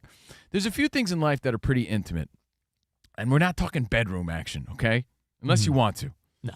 But I'm talking like, how many wallets have you had in a lifetime? How many wallets? Like, you could go, like, your dad probably had 2 wallets in his whole life. Yeah, wallet is one of those. It's very intimate. Like, you might have your grandpappy's wallet. And I'm only had 2. And I think a wallet is something you can't buy for someone else. Like a lot of times, the thing. A lot of times, a wife or a girlfriend or someone might buy their dude a wallet, and if he doesn't ask for it, he may not. It's almost insulting. He might be like, I don't wait want a a second. new wallet. You think I'm going to replace my wallet that I had for 25 years with this? Or like a thin wallet or a money clip. I know not everyone carries a big ass wallet anymore, but there's some fancy leather ones where your letters, your initials are engraved. Yeah, I got one from my grandpa. But yeah, exactly. But I don't think. How many of you had? Like, you can go a lifetime. Yeah, with 2. With like 2. Right? Maybe 3, and then nowadays, now we all have the magnet ones on the back of our phones. Most people. Rich doesn't even use a wallet anymore. No, I still have one. I keep it in a bag. Like we don't rock them the same way that our grandpappies did. But Rich just runs the barcode from his big fat head over the cashier's screen. Yeah. There was a point in my life where people would get me one for Christmas, and I'd be like, "No thanks." Trifold, nice try. I'm not replacing my wallet with this. What are you doing? So, based on that thought, like certain things, certain gifts are a little more intimate than others. If a grown man asked to borrow your baseball glove, another thing you may have, unless you're a professional, you may have like 2 or 3 a lifetime. If a grown man wanted to stick his sweaty meat hooks, his sausage fingers into your glove. This video is great because there's a video of a guy. How do you react? We don't need to play the video, but what was interesting about it is a guy's on the beach, and I totally felt what he was saying. He was saying how he's on the beach, and he said he saw a neighbor. He saw a neighbor, like someone he kind of knows, like, and asked him like, "Hey man, like, can we borrow your baseball glove so we could have a catch?" And to me, there is something so oddly intimate about a baseball glove, and you could think that's like crazy to say. It is because you only have a few throughout a lifetime, like the wallet. You have your Little League glove. Maybe your like little kid glove, right? Your Little League glove. It might have been the same one.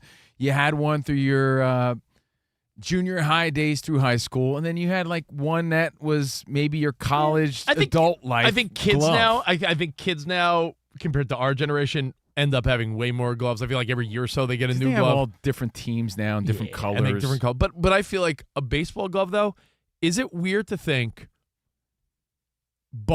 using someone else's baseball glove is too intimate? It's like wearing someone's chonies, dude. It's like borrowing socks. Like if I think your sweaty hand is in there, it's yours. I think socks it's custom fit to your hand. Socks are questionable. Not underwear. Underwear in a bathing suit are interesting. Like Danny, if we were all hanging, it was like, yo, Danny, I stepped in a puddle. It's like, no, you know what it's you like? got an extra pair of socks. Like, you might give me them and be like, don't give them back though. Yeah, it's like Meet the Parents. Yeah. It's like Danny taking his sneakers off right now and me sticking my foot in his warm, toasty, almost musty sneaker. It'd be like it feels borrowing Covino's readers. It's You're weird. not putting somebody's readers on. I think if someone asks to borrow your glove, it's like, what? That's an interesting. I don't know why. Maybe get your own. You're right. You just named like a couple feet thing, like socks. You'll let. Oh, dude, I stepped in a puddle, or someone's at your house. Like, you got a pair of socks? Yeah, but you're gonna be like, yeah, you could. You'd say, no, you keep them. You could keep them. You're not gonna be like, give me those socks back. And if you were, oh, Dad, we're gonna go play some basketball, dude. I'm wearing flip flops. It's the summer. You got an extra pair of sneakers? That's another. Yeah, you're putting your grown man feet in my shoes. Like, I don't know. The only exception is your wife or girlfriend when it comes to this stuff, because Rich breaks all the rules. Rich shares socks with his wife. they borrow toothbrushes, which I think is vile. Okay, yeah, that's over the line. No, that's an emergency. An emergency. If my girlfriend wants to borrow my deodorant, I'm like, keep it. I don't want it back now. No, I'm saying in an emergency of all emergencies, I don't think there's Yeah, but lines. I don't think there's lines with a girlfriend or wife. Oh my goodness, a toothbrush? That's unsanitary. Did you guys ever go to a sleepover and you're like, oh, I forgot my toothbrush, and then your friend's mom was like, well, you have to use your finger. Yes. And they're like, you put it on your, and I'm like, I'm not doing this. This doesn't work. Yeah, but your finger is better than someone else's, right? So let's focus back on the glove, though, and any thoughts that you have. Is that like way too personal, or are we being crazy? Because what validated Rich and I's thought was this video that we saw over the weekend. This guy was like, yo. What do you want, my girlfriend too? Yeah. He's like, my glove, what's next? You want to, you want my lady? What's going on? Like, that's a crazy request. I think because there's something, when you play baseball or rec league softball, whatever, your hand's dirty, it's sweaty, and just that feel like the leather. Years of your sweaty fingers. I'm just picturing. Yeah, you have years of accumulated grossness. I don't like the idea of even someone I know. Don't be chewing on my laces, because you start to chew on those laces. Some other guys that chew on your lace. Like even something like you know what I'm talking about? Like I was Sam. Do you know the taste of your own baseball glove? Like if I were Sam, would it be like, oh, this is a great drink. Take a sip. I wouldn't be grossed out sharing a cup with Sam. Like if he's like, take a sip, hey, with whatever. That I don't sweaty care. glove. I don't care. But if I was Sam's like, can I borrow your baseball glove for a pickup game? I'd be like, I would be more inclined to share way more what you would think questionable things than before a baseball glove. What does that mean? To me, baseball gloves like top tier. Don't so share. Other things that you're a little hesitant about, you can give us a call now at 877-99 on Fox. You know what? The best answer, we'll give you a prize. And 877-99 on Fox. But I think most people would agree. Like, yeah, certain people you might give the pass. Like, they forgot theirs was stolen. We're not saying we never did it, but it's always that weird request of like, you serious? Well, especially like sometimes if you play like, you're a little reluctant.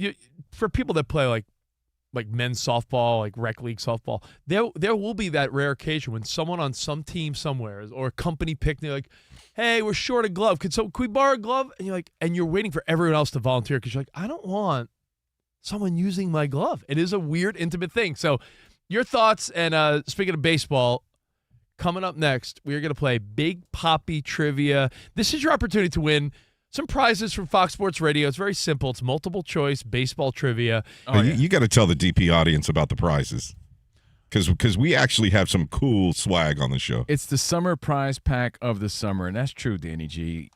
A lot of other shows give out stuff you don't even want. Get this, summer prize pack of the summer. We have summer koozies, right? Fox Sports Radio, Covino and Rich. Nice black ones. They look sharp. They look slick, sleek. Koozies. We got a grilling apron. Grilling apron. And if Only you don't bad wear part is their two faces are on the grilling apron. Yeah, our stupid faces are there, but you could wipe all the hot dog grease on Rich's face. Yeah. Soon it'll be mine. a fall grilling apron. Your for fall barbecuing for game grilling day. apron. It's multiple it works year round. Multi-purpose, yeah. It's not just for summer. So we got the grilling apron, summer prize pack, and Danny G throws some little mini footballs in there. Little mini Nerf footballs. Yeah, Danny G leaves a little love note for you. Yeah. So Sam's face is on the Nerf footballs, by the way. That's right. You can kick it. Throw them into the dirt. So if you want to win a prize, 877-99 on Fox. If you win Big Papi Baseball Trivia, we will hook you up. Yep, call now. We'll do that next right here on Fox Sports Radio.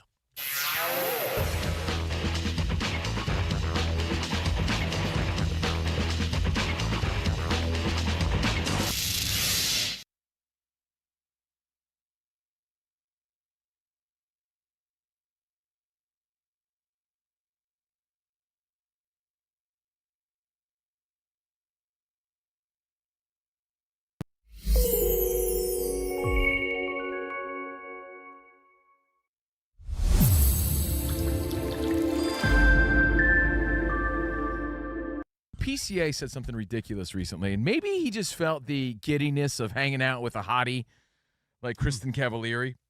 And she's talking to PCA, who could have been a big-time Mets star, but instead is a big-time Chicago He could Cubs have been star. right next to Juan Soto in the outfield, but that's in a different multiverse. And right? she says something about, like, do you have any conspiracies you buy into? Something along those lines. You know what? Wait, was that her or you? I'll spare you, and you can hear the clip. Oh. What's an unpopular opinion that you have? Oh, stop it, Sam. That was close. Your impression was so good. Yeah, it actually was pretty spot on. What's an unpopular opinion I have? What's something you maybe understand or believe that someone else... Kristen Cavallari, I'd never make fun of her in front of her face. And she's talking to PCA, And she's Major hot. League Baseball And she's cool. All-Star. What's an unpopular opinion that you have? This is going to be crazy. I love it. Babe Ruth never existed is one that I like. Oh my god. Wow. Really? He never What's his name? Salcedo? You remember him? Salcedo, yeah, lefty. I Yeah. think he did some podcast on Zoom when he was like going down the rabbit hole with somebody about how Babe Ruth never existed. And I was like, dude, that's awesome. Like, Wow. we always talk about how like the game's evolving and like people might as well have been like underhanding the ball to that guy, and he's regarded still as one of the best players ever, and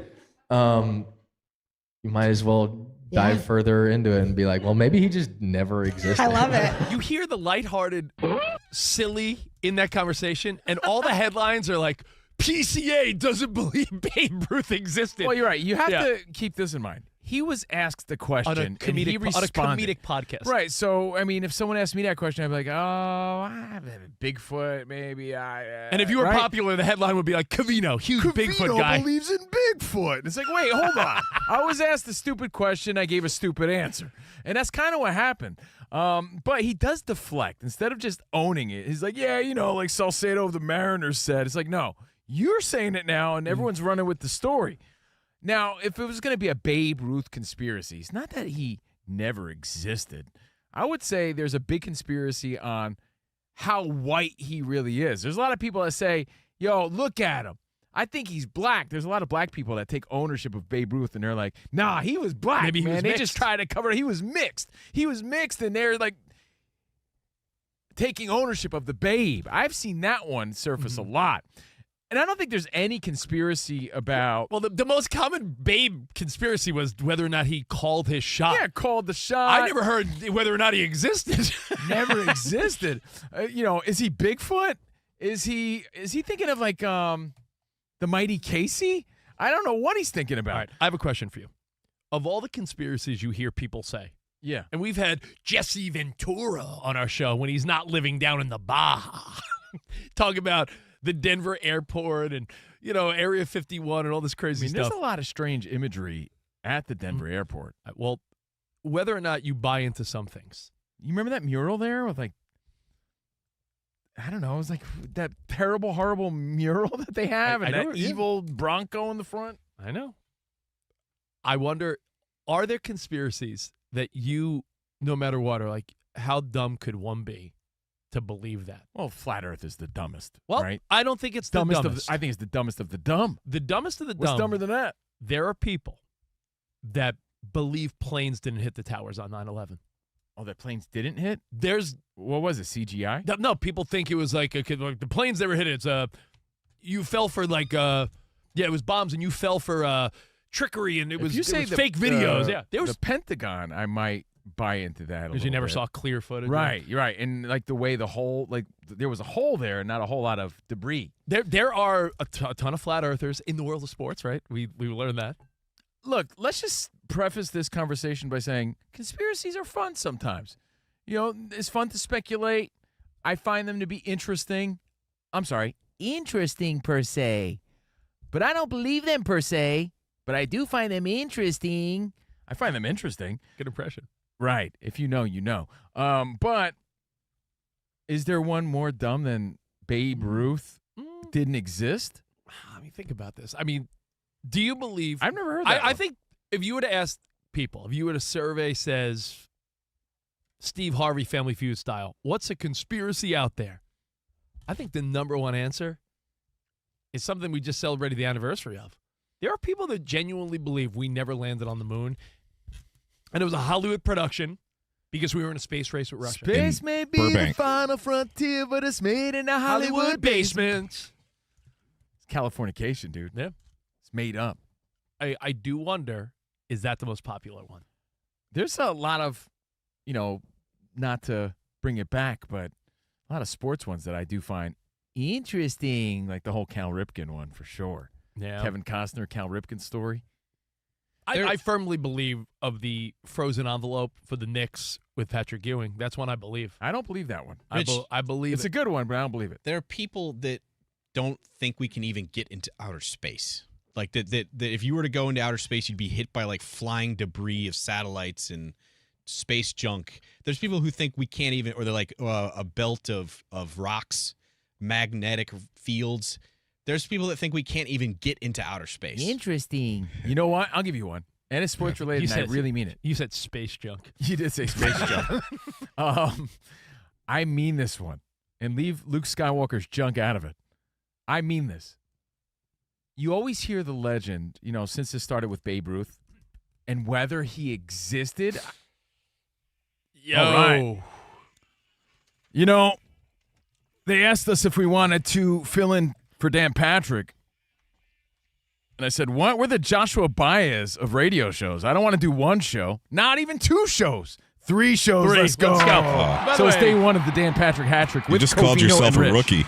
No. I'm saying I'm going for 3. Look at all our feedback. We had that conversation earlier about, is it okay to let someone borrow your baseball glove? Is it really intimate? Guy, no. Hey, you want to borrow my bedtime pillow while you're at it? Dan Malillo hit us up out here in Los Angeles. He goes, "You're 100% correct about the baseball glove. If someone asked you that, I would say no. Like it's a very, I say beat it. Very like scramble him a ding it's a dong. cringy thing to be. Oh, Bring your own. What are you, a schoolboy? You forgot? Anyway, lots of fun today on the DP show, and again tomorrow we got Drew Brees, Frank Caliendo. It's going to be a really fun Tuesday show. I'm hearing some other big names, but I don't want to overpromise. Hey, speaking of overpromise, that's our bonus podcast. So if you like our show, well, a few things. We have a Patreon Monday through Thursday. It's uncensored. Rich gets crazy on the Patreon. Now so you're listing off too much CNR now. I know, right? What are you doing? Patreon.com/Covino and Rich. And Overpromise is right here on our Fox Sports Radio feed. It's a little hybrid of our Patreon and Fox Sports, and it's uncensored. Overpromise with CNR. Episode 151. But right now, we're live from the Fox Sports Radio studio. After the show, the podcast goes up. Every day, Danny G puts our best of up. We have a best of the week. It's all there. Search Covino and Rich wherever you get your podcasts and rate it 5 stars. Right, well, the hottest rookies, the biggest stars, and all the greats. One place to collect them all. Panini Trading Cards, the official trading cards of the Dan Patrick Show for instant classics, autograph cards, memorabilia cards, rare inserts, and more. Start or continue that collection right now at PaniniAmerica.net. But it's time right now to give away some prizes. Let's do some Big Papi trivia. Iron Mike, Showtime Mahomes, Shaq Diesel, a.k.a. Shaq Daddy. Meet your baseball counterpart. It's Big Papi, Covino, and Rich. I love you guys, especially the Covino guy. The other guy, he head too big. It's time for Big Papi baseball trivia. This is our radio game. Firing some MLB trivia at you. I swing hard in case I hit it, that's it. Big Papi for big prizes. We play a game, you call, that's it. Big Papi baseball trivia. The baseball trivia, let's go. All right, our FSR security walking broke Poppy into the main studio. Hey, Poppy! Poppy! Hey, great to see you, buddy. Dude. Yeah, usually you're on the afternoon drive show with us. Thank you for waking up and coming in. Hey, it's my pleasure. Hey, Donnie G, great to see you, man. You go with me. Hey, sleepy, Poppy? Hey, Sam. Hey, my dog. Hey, Pee Wee, my dog. Hey, you look like Kevin Burkhardt. Hey, this guy Rich look like he look like Woody from a Toy Story. Thanks, Poppy. Yeah, Woody from a Toy Story. Hey, where's Dan Patrick? They say, hey, Big Papi, wake up early. You see Dan Patrick. Where's Dan Patrick? He's not here today, Poppy. He has a day off. That's very disappointing. All right, that's what the audience thinks but too. very happy to be here. All right, let's meet the do this, contestants. Poppy. Yeah, here we go. 3-time winner Rich Davis right over there. What up? Hey, Pee Wee, you go with me, man. And you go with me. Usually our update anchor Dan Byer plays with us, but he's not here. Mikey, one of our editors, is What's up, Mikey? in his stead. Hi, guys. Hey, up, man? Mike, good to see you, man. Yeah, and we know Michael's a good dude because he's a Raiders fan. Oh, that makes him automatically good, dude. Okay. Automatically. But do you like the Red Sox or no? No, Hey, you don't go with me. You don't go with me. All right, looking to win our CNR summer prize pack on the studio lines, including that grilling apron. Jordan in northern Michigan. Hey, Jordan, you're my was the dog. first through. Hey, Jordan. Hey, how's it going? Love the show. Oh, thanks, Thank man. you. Jordan, what do you do for a living there in Michigan? I'm a builder. Nice. Cool. All right, here are the rules for Big Papi Trivia. The first contestant with 2 correct answers is the champion. If there's a tie, we have a tiebreaker question. Your name is your buzzer. Hey, Danny G. Yeah. I'm a champion too.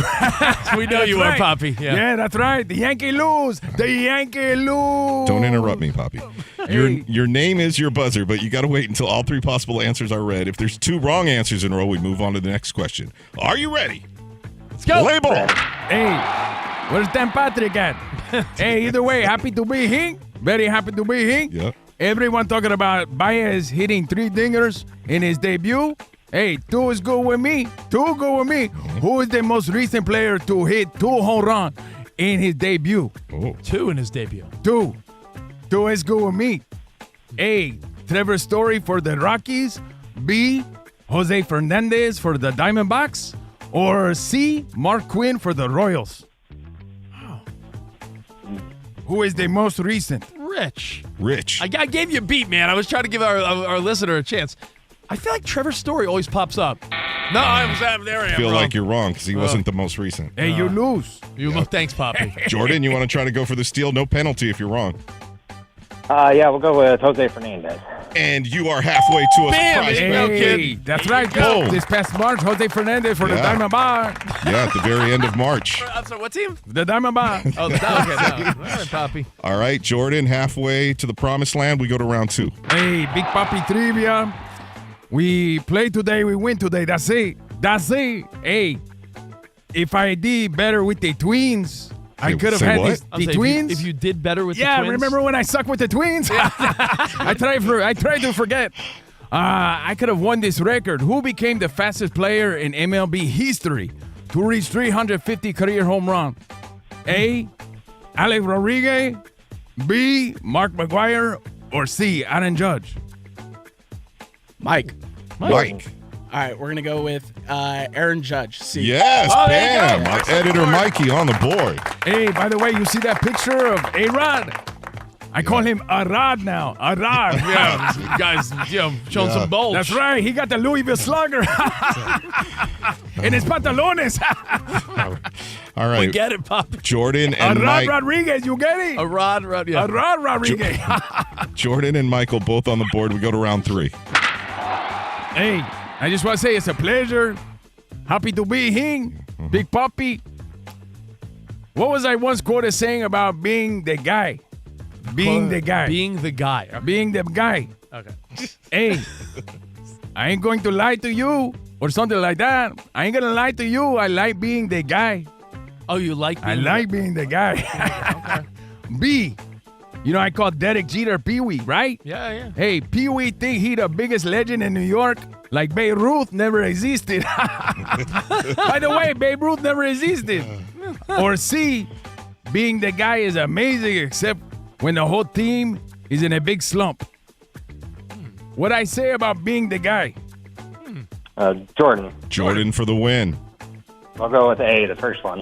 Yes! That's right. Winner this morning. Bam! I ain't gonna lie to you. I like being the guy. You like it, huh? That's right. That's right. It's good with me. Jordan, congratulations. We will be mailing out that CNR grilling apron and the rest of the prize pack to you there in northern Michigan. Awesome, thanks. Hey, Jordan, congratulations. You go with me, mate. Hey, thanks. I give you my Thanks, dog Bobby. You t-shirt, go too. I give you my All dog right. t-shirt. Thank you, You're Jordan. my dog. Appreciate you. Thank Hey. you, Poppy. Hey, tell Dan Patrick I say hello. We'll do All it. right, we'll see you next week on our PM Hey, Drive show. The Yankee lose. The Yankee lose. Thanks, Poppy. Thanks, Poppy.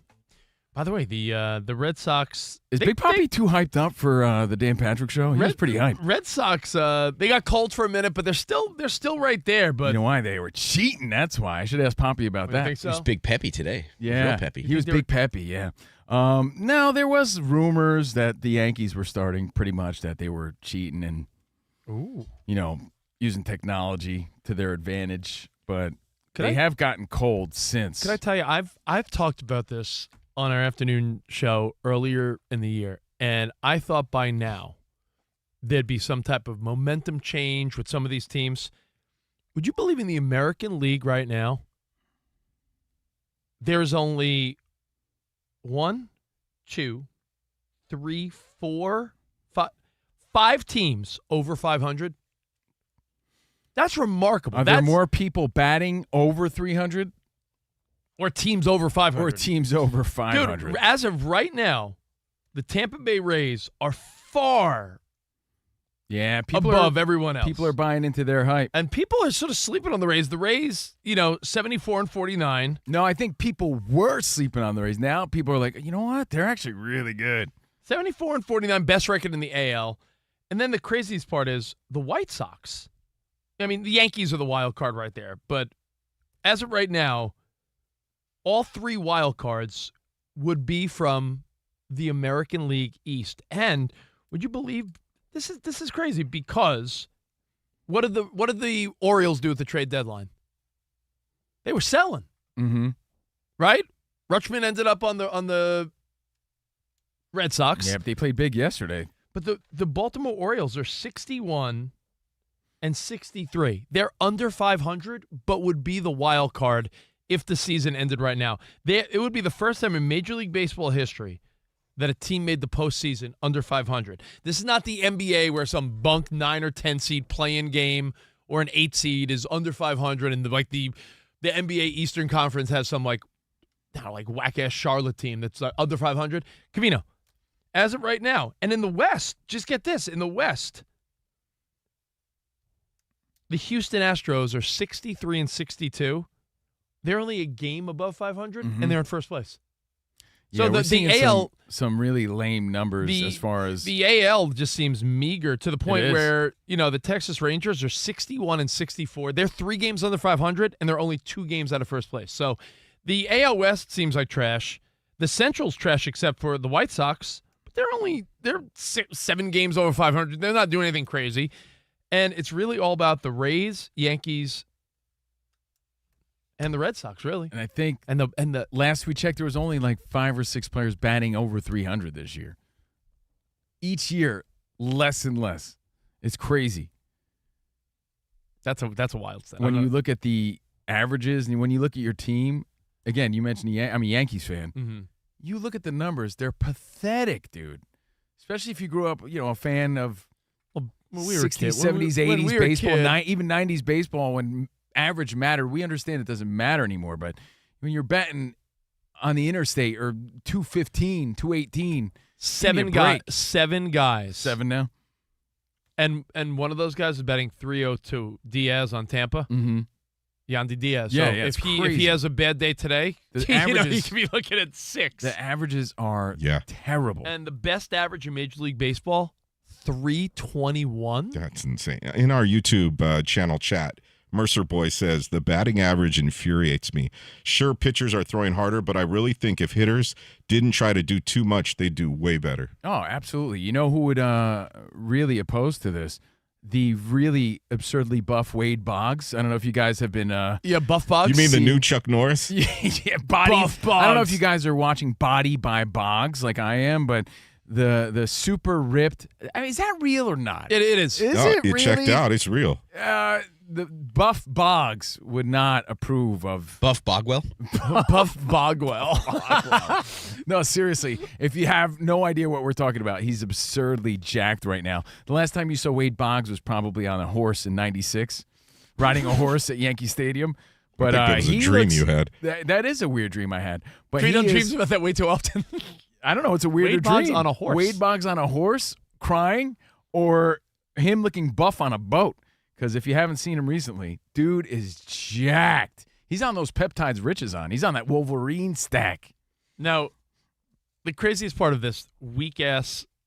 The craziest part of this weak-ass, No, but hold on. 300 I bring up Wade Boggs not just because he's buff, but when you think of the guys we grew up with, every team had a superstar that batted in the high 300s. Paul Molitor, Don Mattingly, Mike Schmidt, Wade Boggs, George Brett, Tony Gwynn. We were so spoiled with superstars that hit for average and just could straight out hit. Now we got Arise, and that's it. The craziest part about Arise... And everyone dumps on the dude. Craziest part about Arise... You got to get on base. Who the Phillies picked up, big acquisition. He is currently leading the National League in batting with an average of 315. That'll be his, fourth team? It'll be his fourth. His fourth team? Batting title. And no one cares. It would be his fourth batting title, and I just thought that when we were kids and Tony Gwynn and Wade Boggs and Robin Yount and George Brett, and these guys are hitting like 390, 366, every 350. team had their dude that could hit. I remember like every team had, like, as a Mets fan, like Keith Hernandez would be a guy. Keith Hernandez would bat 300 every year. Every team had a guy that was batting 300. You had your 300 hitter that batted. Think of your RBI baseball stats. Every team had a guy. And then there came a point where in the 90s, when those numbers are starting to explode, then there were guys like the Griffeys and the Frank Thomases and the Pujols that were batting 330, 340, but also hitting 40, 50 home runs. So we're in a world now where you bat 220 and hit bombs, or one guy bats 315. And it goes back to what we were talking about earlier. It's, going for the fence. The game's changed. We know that, guys. Yeah, but you got Cal Raleigh batting 158. That dude would not have been on your team, 158. 15 years ago. And look up Austin Wells. Even though he's been fire lately, what's he batting now? 170. So anyway, thank you guys for hanging out with us, Covino and Rich on Fox Sports Radio, and we're gonna talk a little wrestling. We all grew up with guys like Wade Boggs, but we also grew up. Speaking of Wade Boggs, with his BFF Kurt Hennig. Yeah, wrestling guy. There's a funny wrestling story we'll get to, and we'll wrap the show. Appreciate Dan Patrick and the Danettes for letting us fill in. More Covino and Rich next, right here on Fox Sports Radio.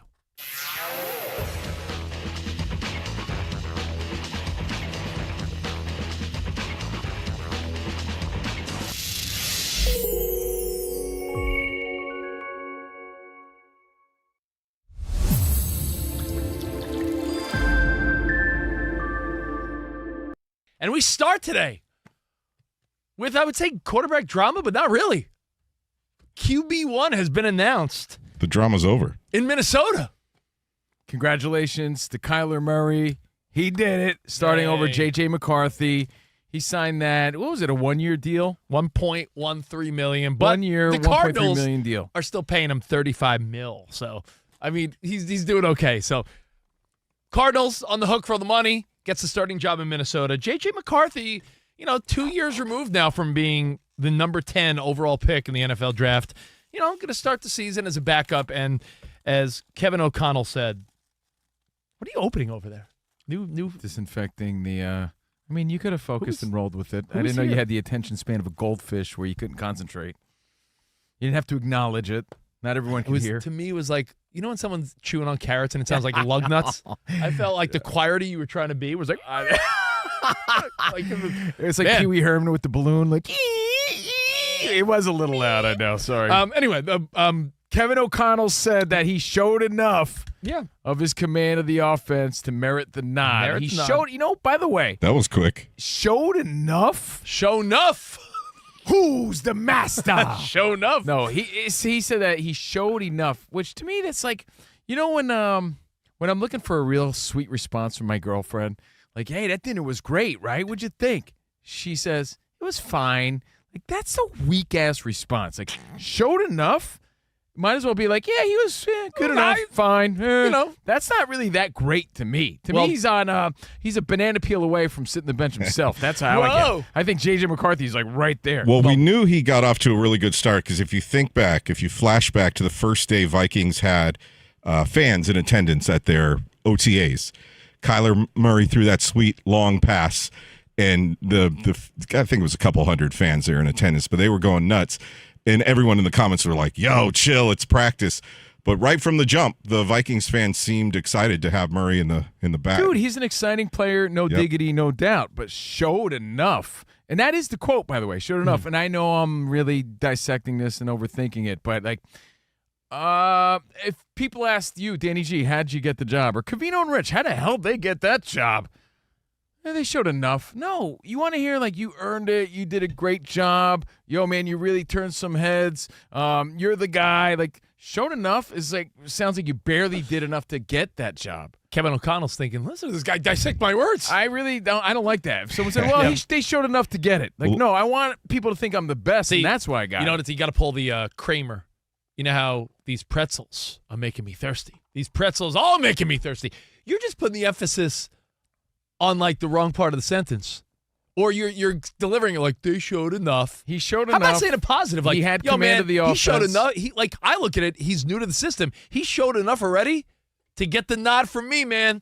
I look at it like a positive. Like, yo, he showed enough already. He's been there like weeks. I look at it the exact opposite. Okay. And again, that's not to take away from the earning spot. I feel like if you got the job, though, it should be handled and announced with a sense of, yeah, he's great. He earned it. Congratulations, kind of thing. Not like, yeah, we barely chose him. Yo, this guy has been here for a blink of an eye, and guess what, Covino? He's already showed enough. Enough to me sounds like when my girlfriend says fine. Like, fine? What do you mean fine?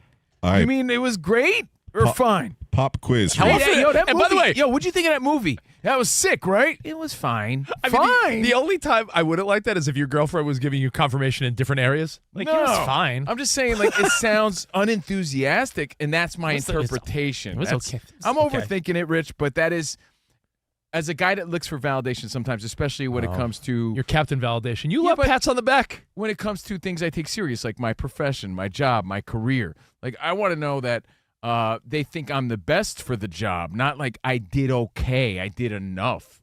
That's how I feel about that. Doesn't our show intro say they're good enough? Yeah, that's a diss. That's my Covino point. hates it. That's my point. That's meant to be like Funny, yeah. They're good enough to be here. That doesn't mean like they're stellar. The caller says, you do good enough. See, bro, I'm so glad you said that because that gets to where I'm leaning. Like All right, fair enough. that intro is meant to be a condescending sort of, they're here Well, because people are they're so okay. negative nowadays. That's not actually bad to hear that from Dude, somebody. that means okay in the grand scheme of things. Honestly, if you really want to dissect it, and that's the world we live in, I don't think J.J. McCarthy's that far behind. All right, I was going to say, I got a pop quiz for you really quick, Rich. And by the way, Covino's getting fired up today. He just poured himself a huge ass Monster energy drink. What do you think you need that after the ranch already went on? To keep up with your hyper ass, yeah. Good I do. enough. By the way, just to, before you tell me, Danny, Kevin O'Connell, I do like his strategy, though, in saying, I want to give this team, the fans, and everyone clarity at this point. That's what he wanted to do, and that's what he sort of promised himself because, the longer you drag it on, you're right. You want to give a clear message to everyone in that locker room that here's the direction we're going in with retraction to make to start Rich. with. Again, you're right. You want to Austin hear Wells he's isn't our batting leader. 170. He's the best we got. He I'm earned it. sorry. Oh, he's almost there. Not sure what happened Well, there. I don't Won't think he's going to happen say that, again. Covino, because he Department still of wants Corrections J.J. called. McCarthy Yeah. to be Elias all from in. the Sports Bureau and hit me up. here's why I'm asking you this Where's trivia Stat Bush question, when you need because him? Dwayne if I'm Stats hit JJ, me up. Hey, good if one, you stay Danny ready, G, you that's ain't my got guy. to get ready. How many games has Danny Kyler G Murray missed? is on the phones at 877-99 on Fox. We are Covino and Rich, honored to be in for Dan Patrick. Remember, we're on Monday through Friday, normally 5 to 7 on the East, 2 to 4 out here on the West Side. Let me remind everyone that everyone's searching for ways to save on insurance. Switch to Liberty Mutual, and they'll customize your auto and home insurance, so you only pay for what you need. Liberty, Liberty, Liberty. Liberty. Good one. Get a quote today at libertymutual.com or with your local independent agent. Now, mañana, we're here for 3 days, the Dan Patrick hat trick. Tomorrow, we're hearing Frank Caliendo stopping by. I like Frank. Who's cooler than Frank? The best voices. You guys know him. I from will Dan Patrick. never get tired of his Gruden. Oh, no, he's the best. So he'll be here, plus Hall of Famer Rod Carew. No, I he knew you were gonna converted. say that. Drew Brees is in the house, and you never know who's going to stop by. Covino New and Hall Rich. of Famer, Drew Brees. How cool is that? Yeah, that's super cool. So, Drew Brees, Frank Caliendo. Tomorrow's going to be fun, and some more guests on Wednesday as well. So, Looking forward to Caliendo. A fun hat trick. And, Danny, you looking forward to Thursday? A little Raiders action. They're your first game of this week of the preseason. Week 2. So Raiders, Texans, and my 49ers face their old coach, Jim Harbaugh. That's also a Thursday game. Raiders. I Raiders, wonder how Texans, Fernando. Niners, Chargers. Wonder how Fernando's going to look now that he kind of got the nervousness out of his system. I did think it was. I'll be honest. Like I was of the feeling that like. He's got to cool it a little bit with oh man, I'm like the ultimate aw shucks team guy. Like I don't want to let everyone down. Like I don't know. I think part of it is because he hadn't lost He's in never 2 lost, years, yeah. and he played in so many big games. It's a preseason game, dude. You Yeah. look sharp. It's the preseason. I agree. I'm a Raiders fan, but like chill, dude, and have some confidence. Maybe that's a conversation for tomorrow because something happened at UFC over the weekend where Gary was going for a title fight, Makachev, and Dana White after the fight was like, man, that sportsmanship gone a little too far. Like, you're there, like, you're fighting for the title. It's UFC. Like, enough sportsmanship. You got to have that killer instinct. Yeah. Well, I mean, and I get it, but that's like our bro. But if it's who you are, then it's who you are. Like your old homie Broussard on First Things First. He was like, yeah, I get it, but you played good, so calm down. You don't need to, be hard on yourself like that and like throw yourself under the bus. There's no reason. Shouldn't it be refreshing? It's an exhibition game. We get a little humility once in a while. I don't know if it's that bad, but you do need that killer instinct. You need that balance. So we'll figure it out. Maybe we'll talk about it tomorrow. Yeah, because there's more important things to talk about, Rich. Like this guy, this Italian semi-pro wrestler. He's making the rounds again. Luigi Primo. Yeah, we've seen him before, but like Danny G said. Cove, you and I have talked about him. Yes. Because I discovered this guy. I'm like, this guy's shtick is amazing. In fact, I think Iowa Sam signed him. He's a wrestler, Rich. Luigi Primo. What is it? What's his? He's an Italian semi-pro wrestler who enters he's the ring. He wanted you to know he's a professional. Oh, he's a professional. Fully professional wrestler and a pizza chef. Fully professional. Dressed into the ring, enters the ring, dressed like a pizza chef, and knocks opponents out by throwing pizza pies at him. Luigi Primo. Hey. The dough, as he's flattening it out, getting it ready. So it's like flat dough in a circle. He uses it as a weapon, and he looks like it's a Luigi. Amazing. Isn't there isn't there a semi-pro wrestler who pretends like professional wrestler? No, isn't there another guy, Sam, that uses his junk as like a weapon? That's you ever seen that guy? He's your favorite guy. Hey, keep it on Luigi Primo. Rich loves that guy. Luigi Primo. Rich has his thumb wrestler. You know who my favorite is when it comes to like random gimmicks? Focus. And by the way, we grew up with random gimmicks, right? I mean, we grew up with Honky Tonk Man. What was the lamest one to you? No, there's Doink one the now. Clown? Was it the lamest? The Red Rooster? Well, he's infamously known as being like one of the weakest gimmicks, right? The Red Rooster. But how about your uncle, Dangerous Danny? Dangerous Danny. But there's a guy who's also like I think he's like a local dude, but he's viral and he's really funny. He goes by the name of Stephen Flo. And he's one of my favorites because he comes He's Stephen Flo, but he comes out like he's the grunge guy. And he's like, he has the flannel. And he's like, he has like the Eddie Vedder hair. Cut off jorts, some military boots, high white socks. Yeah, his Doc Martens. And he's like, Stephen Flo. Does he smother the opponent with like a stinky flannel? Oh, dude, it's the best. I love that gimmick. Stephen Flo, I think is so funny. So which ones stand out to you? It's just fun. funny. Something fun to end on. You can hit us up at Covino and Rich at Fox Sports Radio. I mean, we grew up in the 80s and 90s in a time where wrestling gimmicks were like, there couldn't be one stupider than the next. And they played them up. Like, they showed up as those characters. But you could love or hate Vince McMahon, but back in the day, it's pretty funny how he just took chances on certain dumb gimmicks. And we as kids were like, yeah. Like, I always think of one. Do you remember the Repo Man? Yes. Like, and that was Smash from Demolition, if you remember the tag team Demolition. After Demolition, they're like, all right, now that the tag team Demolition's over, we're going to have you be a guy that wears like a little mask. You're going to go around in a trench coat, and you're the Repo Man. Like, you're the guy that repossesses things from people. I mean, everyone hates the Repo Man. Yeah, but like, that to me, I always thought that was the weakest gimmick of all time. Now, Pizza Guy. And you already mentioned your real dad, right? Doink the Clown. You already mentioned Doink the Clown. Dad? But think about it. We were very open to it because we grew up with George the Animal Steels and stupid stuff like that. The Bushwhackers always come to mind because what were they doing? But they were great. And they were legends. Covino thought everyone in New Zealand acted like that. Whoa! Yeah, I used to love those guys. That's why we bushwhack still till this day. Oh. So other random gimmicks that are just so stupid, you can hit us up. And you love Pizza Guy. We appreciate it. Pizza Guy's the new rage. He should be a manager. He can't be bringing pizza dough in the ring, but imagine instead of like a megaphone or a cane or something like that, imagine he just, when the ref wasn't looking, slaps him with some pizza dough. This guy, I mean, I think he's going to be a big star. Yeah, I think you know why? I think you're wrong, but I love it. He might, though, because he keeps going viral. This is like his second, third round viral again. Viral over the weekend, couple million views. He does this thing where he does like a Hadouken with his pizza dough. Yeah, he like punches it, and it flies so forcefully at the opponent. It's wonderful. It actually, look at that. Yeah. So, Sam, this is the type of stuff you will look up? Yes. I love it. Luigi Primo. This is the only time I get invested in wrestling is this kind of stuff. Legend to be. Look out for him. All right, well, we'll see you guys tomorrow. Thank you again to Dan Patrick and the Danettes for letting us fill in. We'll see you guys tomorrow. Day 2 of the hat trick. Again, with Drew Brees. with Frank Caliendo. A fun show tomorrow. We'll see you then. Arrivederci, baby. See you in the promised land. Goodbye. Goodbye, guys.